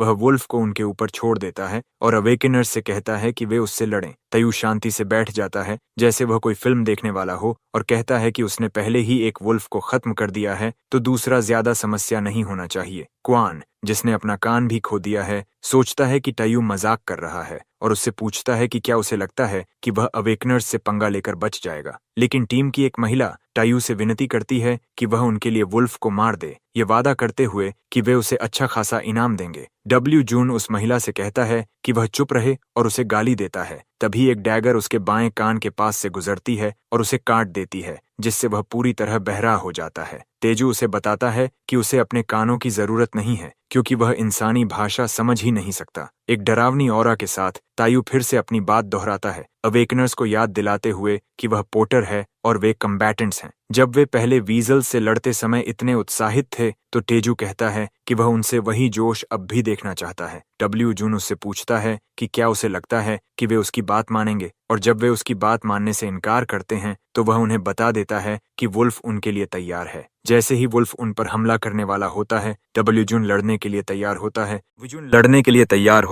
लेकिन प्रतिक्रिया देने से पहले ही उसका सिर उसके शरीर से अलग होकर उड़ जाता है। क्वेन भी खुद को बहुत बड़ा समझता है, लेकिन वुल्फ उस पर टूट पड़ता है और उसे भी खत्म कर देता है। बाकी दो भागने की कोशिश करते हैं, लेकिन वुल्फ उन्हें भी खत्म कर देता है। उनसे निपटने के बाद ओ देखता है कि बीस्ट उसकी तरफ बढ़ रहा है और वह डर के मारे तायू को पुकारता है। तायू समझ जाता है कि बीस्ट ने बाकी अवेकनर्स को मारकर आत्मविश्वास पा लिया है। तायू असल में वुल्फ को छोड़ने वाला था क्योंकि वह उसे पहले ही उनके बीच के स्तर का फर्क दिखा चुका था, लेकिन अब तायू निष्कर्ष निकालता है कि वुल्फ के मरने के अलावा कोई विकल्प नहीं है। वह वुल्फ की ओर छलांग लगाता है और अपने पॉइजन पाल्म से उसे जमीन पर दे मारता है, जिससे एक बड़ा धमाका होता है जो पूरे इलाके को हिला देता है। ओ हैरान रह जाता है क्योंकि तायू के पास कोई मार्किंग भी नहीं है और वह इतना ताकतवर है जिससे वह सोचने लगता है कि तेजू आखिर एक पोर्टर के रूप में काम क्यों कर रहा है। ओ को धीरे धीरे एहसास होता है कि पिछली बार ऑर्क्स को हराने वाला शायद तेजू ही था। उसे समझ आता है कि तायू ने यह दावा किया होगा कि मेज ने यह किया ताकि वह अपनी पावर्स छिपा सके। ताइजू फिर ओ की ओर चलते हुए कहता है कि अपनी पावर्स का इस्तेमाल करना कितना रिफ्रेशिंग है, क्योंकि वह काफी समय से एंटीडोट्स बनाने में लगा हुआ था। ओ डर से जम जाता है क्योंकि उसे लगता है कि वह तायू के हाथों मरने वाला है। जैसे ही तायू उसके पास आता है और उससे पूछता है कि क्या वह ठीक है, ओ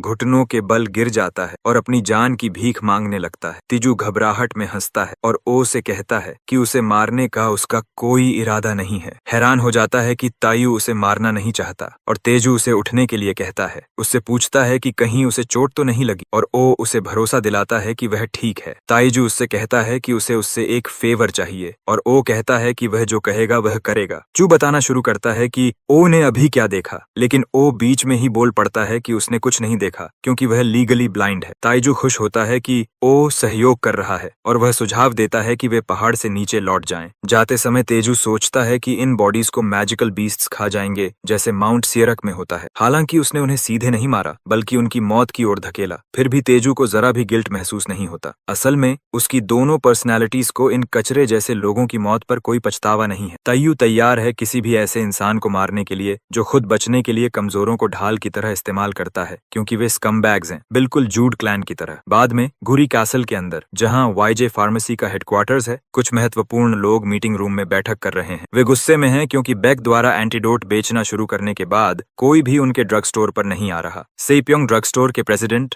नंबोक कहते हैं कि शहर में ज्यादातर स्टोर्स उनके नियंत्रण में हैं, लेकिन वे बेक के ड्रग स्टोर पर हाथ नहीं डाल पा रहे क्योंकि ऑटोनॉमी कमेटी उन्हें रोकती है, क्योंकि वह अनाथों को खिलाता है। नूरी ड्रग स्टोर के प्रेसिडेंट ली गिलहो मानते हैं कि यह सब एक दिखावा है और नाम्बोक उससे कहता है कि वह सिर्फ गुस्सा करने के बजाय कोई समाधान दे। वाईजे फार्मेसी के जो सीईओ दोनों को शांत रहने और हर मीटिंग में लड़ना बंद करने के लिए कहते हैं। एसईओ सुझाव देता है कि वे सीधी बात करें और अपनी प्रोग्रेस साझा करें, क्योंकि वे सभी एक ही स्थिति में हैं। वे सभी चिंतित हैं कि वे एंटीडोट बनाने में असफल रहे हैं और नंबुक कहता है कि वे जल्द ही एंटीडोट बना लेंगे, क्योंकि यह सिर्फ समय की बात है। गिलहो उस पर चिल्लाता है, कहता है कि सभी जानते हैं कि भविष्य में यह हो जाएगा, लेकिन उन्हें वर्तमान की चिंता है क्योंकि वे दिवालिया होने वाले हैं। स्यूक कहता है कि उनके पास कोई विकल्प नहीं है सिवाय अपने पुराने तरीकों से काम करने के, बिना ऑटोनॉमी कमेटी की चिंता की। गिलहो यह सुनकर खुश होता है क्योंकि यही वह सुनना चाहता था। गिलियो उससे पूछता है कि क्या इन्वेस्टिगेशन पूरी हो गई है और सियोक प्रोजेक्टर चालू करता है। उनसे कहता है कि वे देखें कि वह क्या दिखाने वाला है। सियोक उन्हें बताता है कि एंटीडोट बनाने वाला व्यक्ति तायू है, जो किम का बड़ा बेटा है। चूंकि किम एक ब्रिगेडियर जनरल है, नंबोक चिंतित हो जाता है कि वे शायद अपने से बहुत बड़े टारगेट के पीछे पड़ रहे हैं। हालांकि सियोक उन्हें बताता है कि ऊपर से जो दिख रहा है वह सब एक दिखावा है, क्योंकि असली जानकारी अभी भी गहराई में छिपी हुई है। वह बताता है कि पीयू में उनके इन्फॉर्मेंट्स के अनुसार तायू एक मोनोरा रिजेक्ट है और उसने मिलिट्री में सिर्फ इसलिए ज्वाइन किया क्योंकि उसे घर से निकाल दिया गया था। उसकी बायोलॉजिकल मदर मर चुकी है और उसके पिता ने एक नई पत्नी से शादी कर ली है जो जापानीज डिसेंट की महिला है। चूंकि तायू ने पहले ही घर से सभी संपर्क तोड़ दिए हैं, नंबोक पहले तायू से मिलने की योजना बना रहा है क्योंकि उसे भरोसा है कि बेक ने उससे चाहे जितना भी वादा किया हो वे उसे ज्यादा पैसे देकर मना लेंगे, और अगर वह मना करता है तो वे अपने पुराने तरीकों से आगे बढ़ेंगे। उसी समय माउंट जेरी के इंपीरियल आर्मी बेस पर बेस का कमांडर उसे मांगी गई जानकारी मिलती है। यह रिपोर्ट ऑटोनॉमी कमेटी की तरफ से है और पूरी तरह तायू के बारे में है। कमांडर यह सुनकर हैरान हो जाता है कि तायू किम का बेटा है। पहले उन्होंने एक सप्लाई कॉन्ट्रैक्ट मांगा था जिसे स्टॉक की कमी के कारण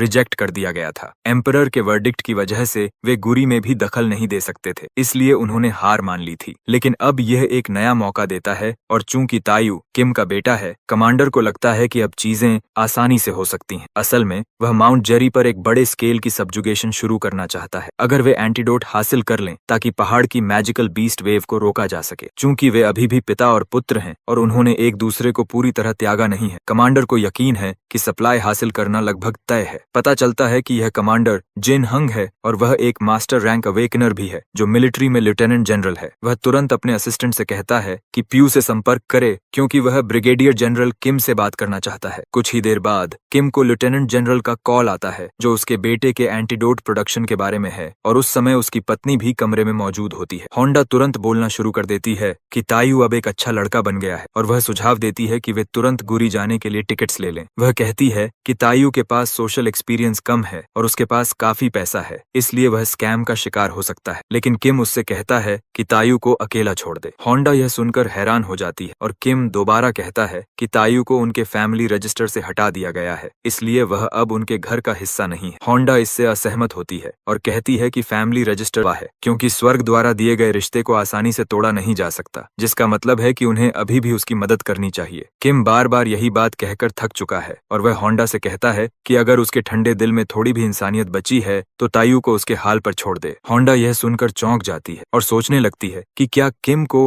असैसिनेशन अटेम्प्ट के बारे में पहले से पता है, लेकिन उसे लगता है कि उसे चिंता करने की जरूरत नहीं क्योंकि कोई सबूत उसके खिलाफ नहीं जा सकता क्योंकि इंडोंग पहले ही मर चुका है। होंडा किम पर चिल्लाते हुए कहती है कि वह तायू से कहे कि कम से कम मिलिट्री को एंटीडोट सप्लाई करे क्योंकि इससे उसे प्रमोट प्रमोशन मिल सकता है क्योंकि मिलिट्री को लगता है कि वह तायू को मना सकता है। होंडा चिल्लाकर उससे पूछती है कि उसे क्या लगता है क्यूशु कब तक पू को सपोर्ट करता रहेगा क्योंकि क्यूशु खुद भी मुश्किल में है। वह कहती है कि ताइपेयोंग और टियोन की ट्यूशन भरना भी अब मुश्किल हो गया है। वह उसे इमोशनल ब्लैकमेल करने की कोशिश करती है, यह कहते हुए कि वे दोनों भी उसके बच्चे हैं, लेकिन किम बस उसे कहता है कि वह खुद तायू के पास जाए। पाकेट गुस्से में होंडा कमरे से बाहर निकल जाती है। किम से कहती है कि वह जो चाहे करे और वह भी अपने तरीके से काम करेगी। उसके जाने के बाद किम राहत की सांस लेता है क्योंकि उसे लगा था कि उसका बेटा सच में मर चुका है क्योंकि महीनों से उसका कोई संपर्क नहीं था, लेकिन अब लगता है कि वह गुरी में ठीक से रह रहा है। और किम आभारी है कि तेजू अपनी बची हुई जिंदगी को अर्थपूर्ण तरीके से जी रहा है। इस बीच गुरी मार्केट में तेजू फ्लेम बुटीक की ओर जाता है क्योंकि उसे खबर मिलती है कि उसका 4 बिलियन कोट तैयार है। वह उसे पहनता है और वह उसके लिए बिल्कुल सही फिट बैठता है। उसका एहसास भी काफी अच्छा है और वह मेज को इसके लिए धन्यवाद देता है, यह मानते हुए कि मैजिकल बीस्ट बाय प्रोडक्ट से बना कोट वाकई अलग होता है।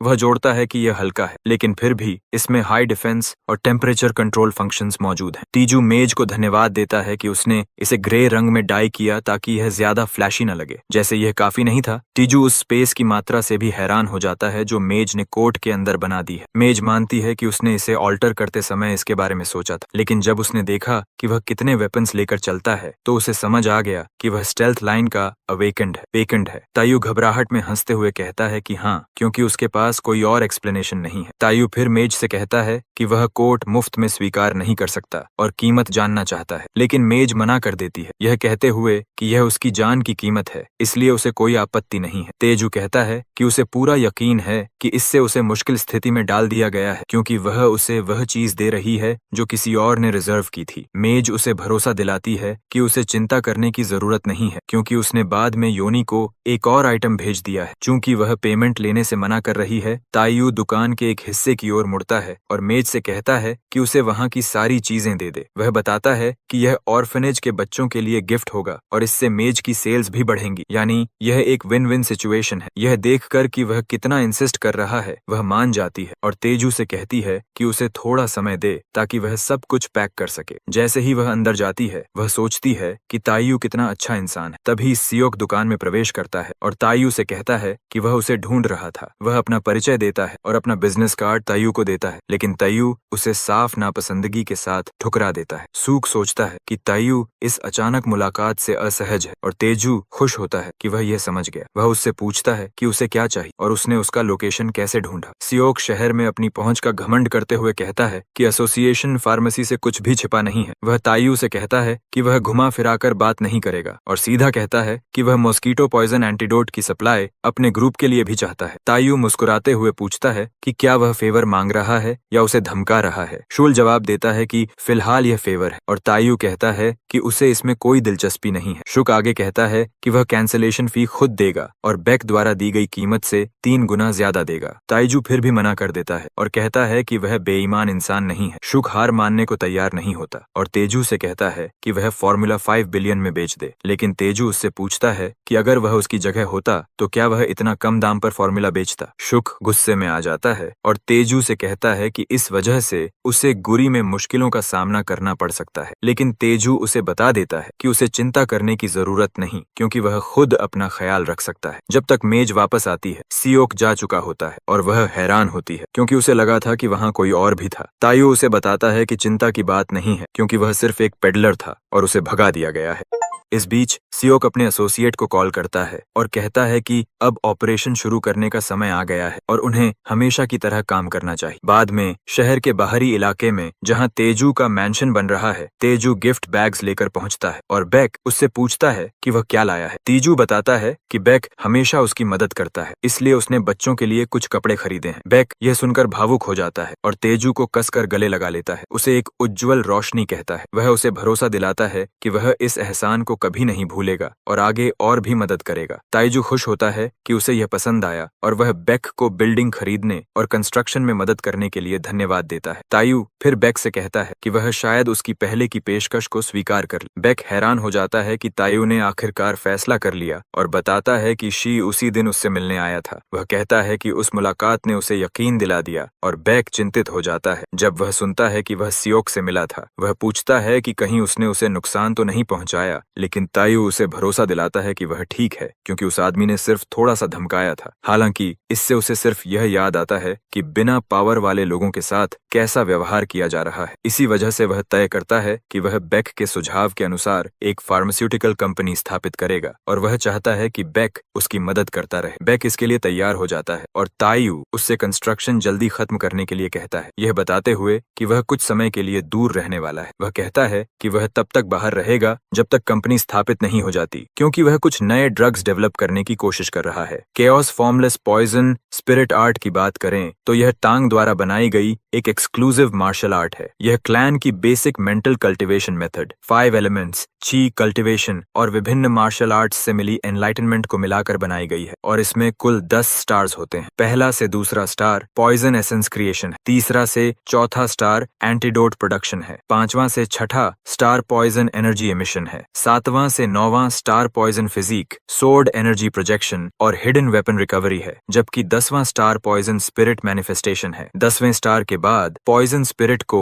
एनलाइटनमेंट के जरिए अवेकन करना होता है। कहा जाता है कि सिर्फ वही लोग secret technique 10,000 torrential petal rain का उपयोग कर सकते हैं जिन्होंने पॉइजन स्पिरिट हासिल किया हो, जिसे टैंग ने हेवनली डीमन को खत्म करने में इस्तेमाल किया था। इस बीच तेजू माउंट जेरी में फंसा हुआ है और पॉइजनस मॉन्स्टर्स को खत्म कर रहा है। वह एक पॉइजन क्लॉ लिंक से टकराता है जो आकार में एक टाइगर जितना बड़ा है। मॉन्स्टर की टफनेस की वजह से वह लगभग अपनी इंटरनल एनर्जी और वेपन्स खत्म कर देता है। उसका करंट लेवल 3रा स्टार है, इसलिए वह समझता है कि वह जुंगू के सेकंड रेट और फर्स्ट रेट मार्शल आर्टिस्ट के बीच कहीं है। तायू अपने इस लेवल से खुश नहीं है, क्योंकि उसे लगता है कि यह अभी भी शर्मनाक है और इसी वजह से वह पहाड़ पर मैजिकल बीस्ट्स के पॉइजन को एब्जॉर्ब करता रहा है। वह उस बीस्ट के पॉइजन सैक को देखता है जिसे उसने अभी हराया है और समझता है कि यह काफी बड़ा है। टैंक की सारी मेमोरीज होने की वजह से पॉइजन कल्टीवेशन उसके लिए आसान है। उसे पूरा यकीन है कि जब तक वह नए पॉइजन्स कंज्यूम करता रहेगा वह तेजी से ग्रो कर सकता है। पहले उसका शरीर अडेप्ट होने में धीमा था, जिससे वह 3रे स्टार पर अटका रहा, लेकिन अब उसका शरीर स्टेबलाइज हो चुका है और अगले स्टेज तक पहुंचना कोई समस्या नहीं होगी। तेजू को यकीन है कि अगर वह स्पोर पॉइजन वाटर डियर के पॉइजन को एब्जॉर्ब कर ले तो यह काफी होगा। लिंक्स को खत्म करने के बाद तेजू को याद आता है कि उसे अपने महंगे डैगर्स वापस लेने हैं। कुछ देर बाद उसे स्पोर पॉइजन वाटर डियर मिल जाता है, जो एक शांत नॉन हॉस्टाइल मैजिकल बीस्ट है जिसके पीठ पर ऊंट की तरह 2 हम्स होते हैं। बिना झिझक के वह डियर का सिर काट देता है और उसी समय डियर के डरावने होने का कारण सामने आ जाता है। मरते ही उसके हम्स फट जाते हैं और माइक्रोस्कोपिक तथा बेहद टॉक्सिक स्पोर्स हवा में फैल जाते हैं। स्पोर्स तायू को चारों ओर से घेर लेते हैं और कहा जाता है कि यह पॉइजन गैस मास्क फिल्टर्स को भी पिघला सकता है। हवा के संपर्क में आने पर स्पोर्स को खत्म होने में 1 घंटा लगता है। सिर्फ इसे छूने से ही तायू मान लेता है कि यह अब तक का सबसे खतरनाक पॉइजन है जिससे वह मिला है। तायू तुरंत काम में लग जाता है क्योंकि वह इस पॉइजन को बर्बाद नहीं होने देना चाहता। वह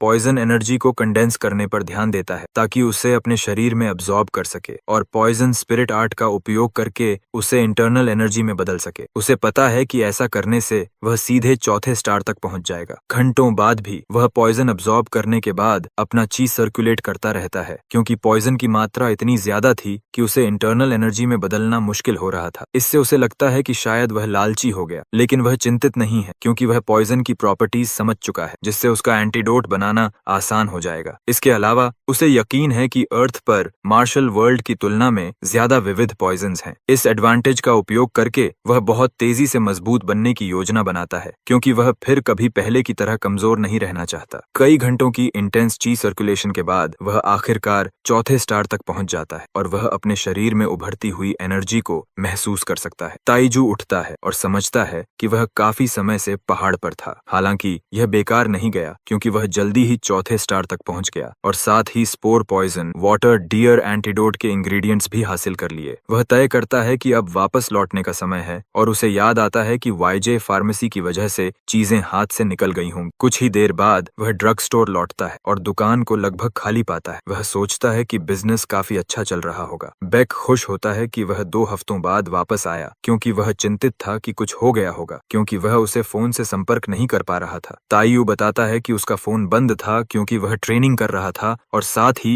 एंटीडोट डेवलप कर रहा था। तायू देखता है कि बेक और उसका असिस्टेंट परेशान और चिंतित लग रहे हैं, जिससे वह पूछता है कि समस्या क्या है। बेक बताता है कि फार्मास्यूटिकल कंपनी के रेपियस ने कहा है कि वे अब सप्लाई नहीं करेंगे और वे सब कुछ वापस भी ले गए हैं। जैसे यह काफी नहीं था, ऑटोन ऑटोनॉमी कमेटी का ड्रग अप्रूवल डिपार्टमेंट उनसे एंटीडोट के साइड इफेक्ट्स की जांच के लिए इंग्रेडिएंट लिस्ट मांग रहा है। यह सुनकर तायू पूछता है कि बेक को क्या लगता है कि इसके पीछे कौन है, और बेक कहता है कि उसे पूरी तरह यकीन नहीं है, लेकिन यह वही तरीका है जो सियोक इस्तेमाल करता है जब चीजें उसके अनुसार नहीं होती। वह यह भी बताता है कि वह ऑटोनॉमी कमेटी का सदस्य है, कि अगर वे इंग्रेडिएंट सप्लाई नहीं करते तो क्या होगा, और बेक कहता है कि उन्हें सेल्स बैन का सामना करना पड़ सकता है। तायू सोचने लगता है कि क्या एम्पायर से भेजा गया कमेटी मेंबर भी सियोक के साथ मिलकर सब कुछ नजरअंदाज कर रहा है। वह समझता है कि सियोक ने जग क्लैन की तरह अपने गंदे तरीके शुरू कर दी, लेकिन उसे बस पहले वार करना होगा जैसा टियांग करता। तायू फिर बेक को बताता है कि वे क्या करने वाले हैं और कहता है कि उनकी समस्या का समाधान है पहले हमला करना, ताकि वे एक सही वार्निंग दे सके। बेक इस बात से उलझन में पड़ जाता है और तायू उसे याद दिलाता है कि कमेटी कह रही है कि एंटीडोट से लोगों को साइड इफेक्ट्स हो रहे हैं, इसलिए बेहतर है कि वे इसे बेचना बंद कर दें। तायू फिर बेक से कहता है कि वह तुरंत दुकान बंद कर दे। दुकान बंद करने के बाद वे ऑर्फनेज जाते हैं और तेजू उन्हें डिनर के लिए डियर का मांस देता है। स्पोर डियर मीट का स्वाद तेजू को फूड गैस्मिक हालत में पहुंचा देता है। पता चलता है कि यह मांस एम्पायर में सबसे बेहतरीन माना जाता है। तेजू समझता है कि यह अफवाह सही है कि एम्परर ने इसके कार्कसेस पर मोनोपोली कर रखी है, क्योंकि पॉइजन हटाने का कोई तरीका नहीं था। तेजू मानता है कि वह खुश है कि उसने वाटर डियर एंटीडोट बनाना चुना। असल में उसका उद्देश्य सिर्फ यह था कि मैजिकल बीस्ट वेव के दौरान डियर के पॉइजन से सिविलियंस को बचाया जा सके, लेकिन मांस के स्वाद को देखकर उसे पूरा यकीन है कि जो भी इसे खाएगा वह इसका दीवाना हो जाएगा। बेक और बच्चे भी इस मांस को इतना पसंद करते हैं कि तायू अब वाटर डियर मीट बिजनेस शुरू करने के बारे में सोच रहा है। वह सोचता है कि इसे एम्परर को सप्लाई करे, जो इस मांस का दीवाना है, और साथ ही उसकी सोर्ड्समैनशिप भी देखे,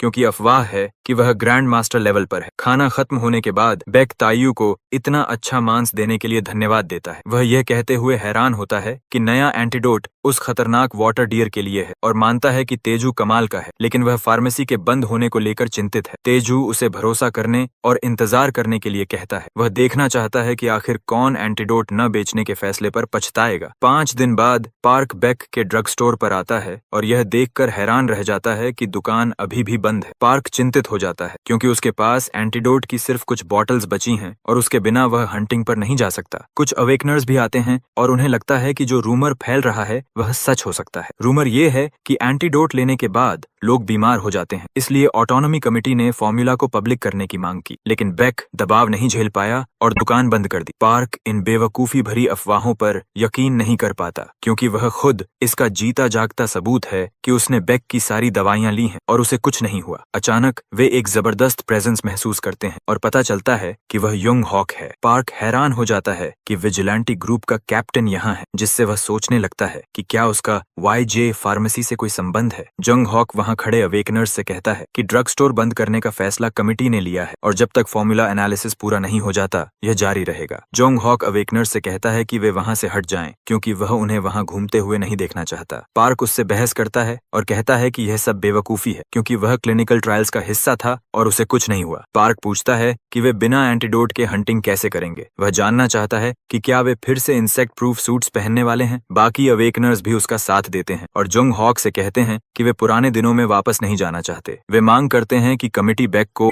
एंटीडोट बेचने दे या फिर कोई ऐसा व्यक्ति लाए जिसे साइड इफेक्ट्स हुए हों, क्योंकि उनका मानना है कि यंग हॉक और पावरफुल अवेकनर्स को फर्क नहीं पड़ता, क्योंकि वे पॉइजन से इम्यून हैं। जंग हॉक हैरान हो जाता है कि अवेकनर्स उससे इस तरह बात करने की हिम्मत कर रहे हैं और वह पहले उन्हें मारने के बारे में सोचता है, लेकिन फिर अपना मन बदल देता है। वह उन्हें चेतावनी देता है कि वे वहां से चले जाएं, वरना वह उन्हें मार देगा। अंदर ही अंदर जंग हॉक गुस्से में है, क्योंकि एडमिनिस्ट्रेटिव ऑफिसर उससे अपना गंदा काम करवा रहा है, सिर्फ मेजॉरिटी वोट की वजह से। धीरे धीरे अवेकनर्स वहां से जाने लगते हैं, सिवाय पार्क के। जंग हॉक और ज्यादा गुस्सा हो जाता है जब उसे एहसास होता है कि वह आखिरी व्यक्ति है और वह उसे मारने के लिए तलवार निकालने ही वाला होता है, क्योंकि उसे लगता है कि पार्क उसे ब्लफ समझ रहा है। लेकिन पार्क डरकर भाग जाता है और उससे माफी मांगता है। यंग हॉक इस पूरे झंझट से घृणा महसूस करता है और सोचता है कि सियोक को सबक सिखाएगा, क्योंकि उसने स्टैंडिंग कमेटी को मैनिपुलेट करने की कोशिश की। इसी बीच शॉक अपनी कार में है और एडमिनिस्ट्रेटिव ऑफिसर से फोन पर बात कर रहा है। वह उसका धन्यवाद करता है कि उसने यंग हॉक को कंट्रोल में रखा है। एडमिनिस्ट्रेटिव ऑफिसर कहता है कि यंग हॉक भले ही मास्टर रैंकर हो, लेकिन वह 3 स्टैंडिंग कमेटी मेंबर्स में से एक है। वह बताता है कि जब तक वह और चेयरमैन मिन मौजूद हैं, यंग हॉक मेजॉरिटी रूल के खिलाफ कुछ नहीं कर सकता, क्योंकि उसे पब्लिक ऑर्डर बनाए रखना है, जैसा वह अभी कर रहा है। वह यह भी जोड़ता है कि यंग हॉक को असल में फर्क नहीं पड़ता जब तक सीमाएं पार नहीं होती,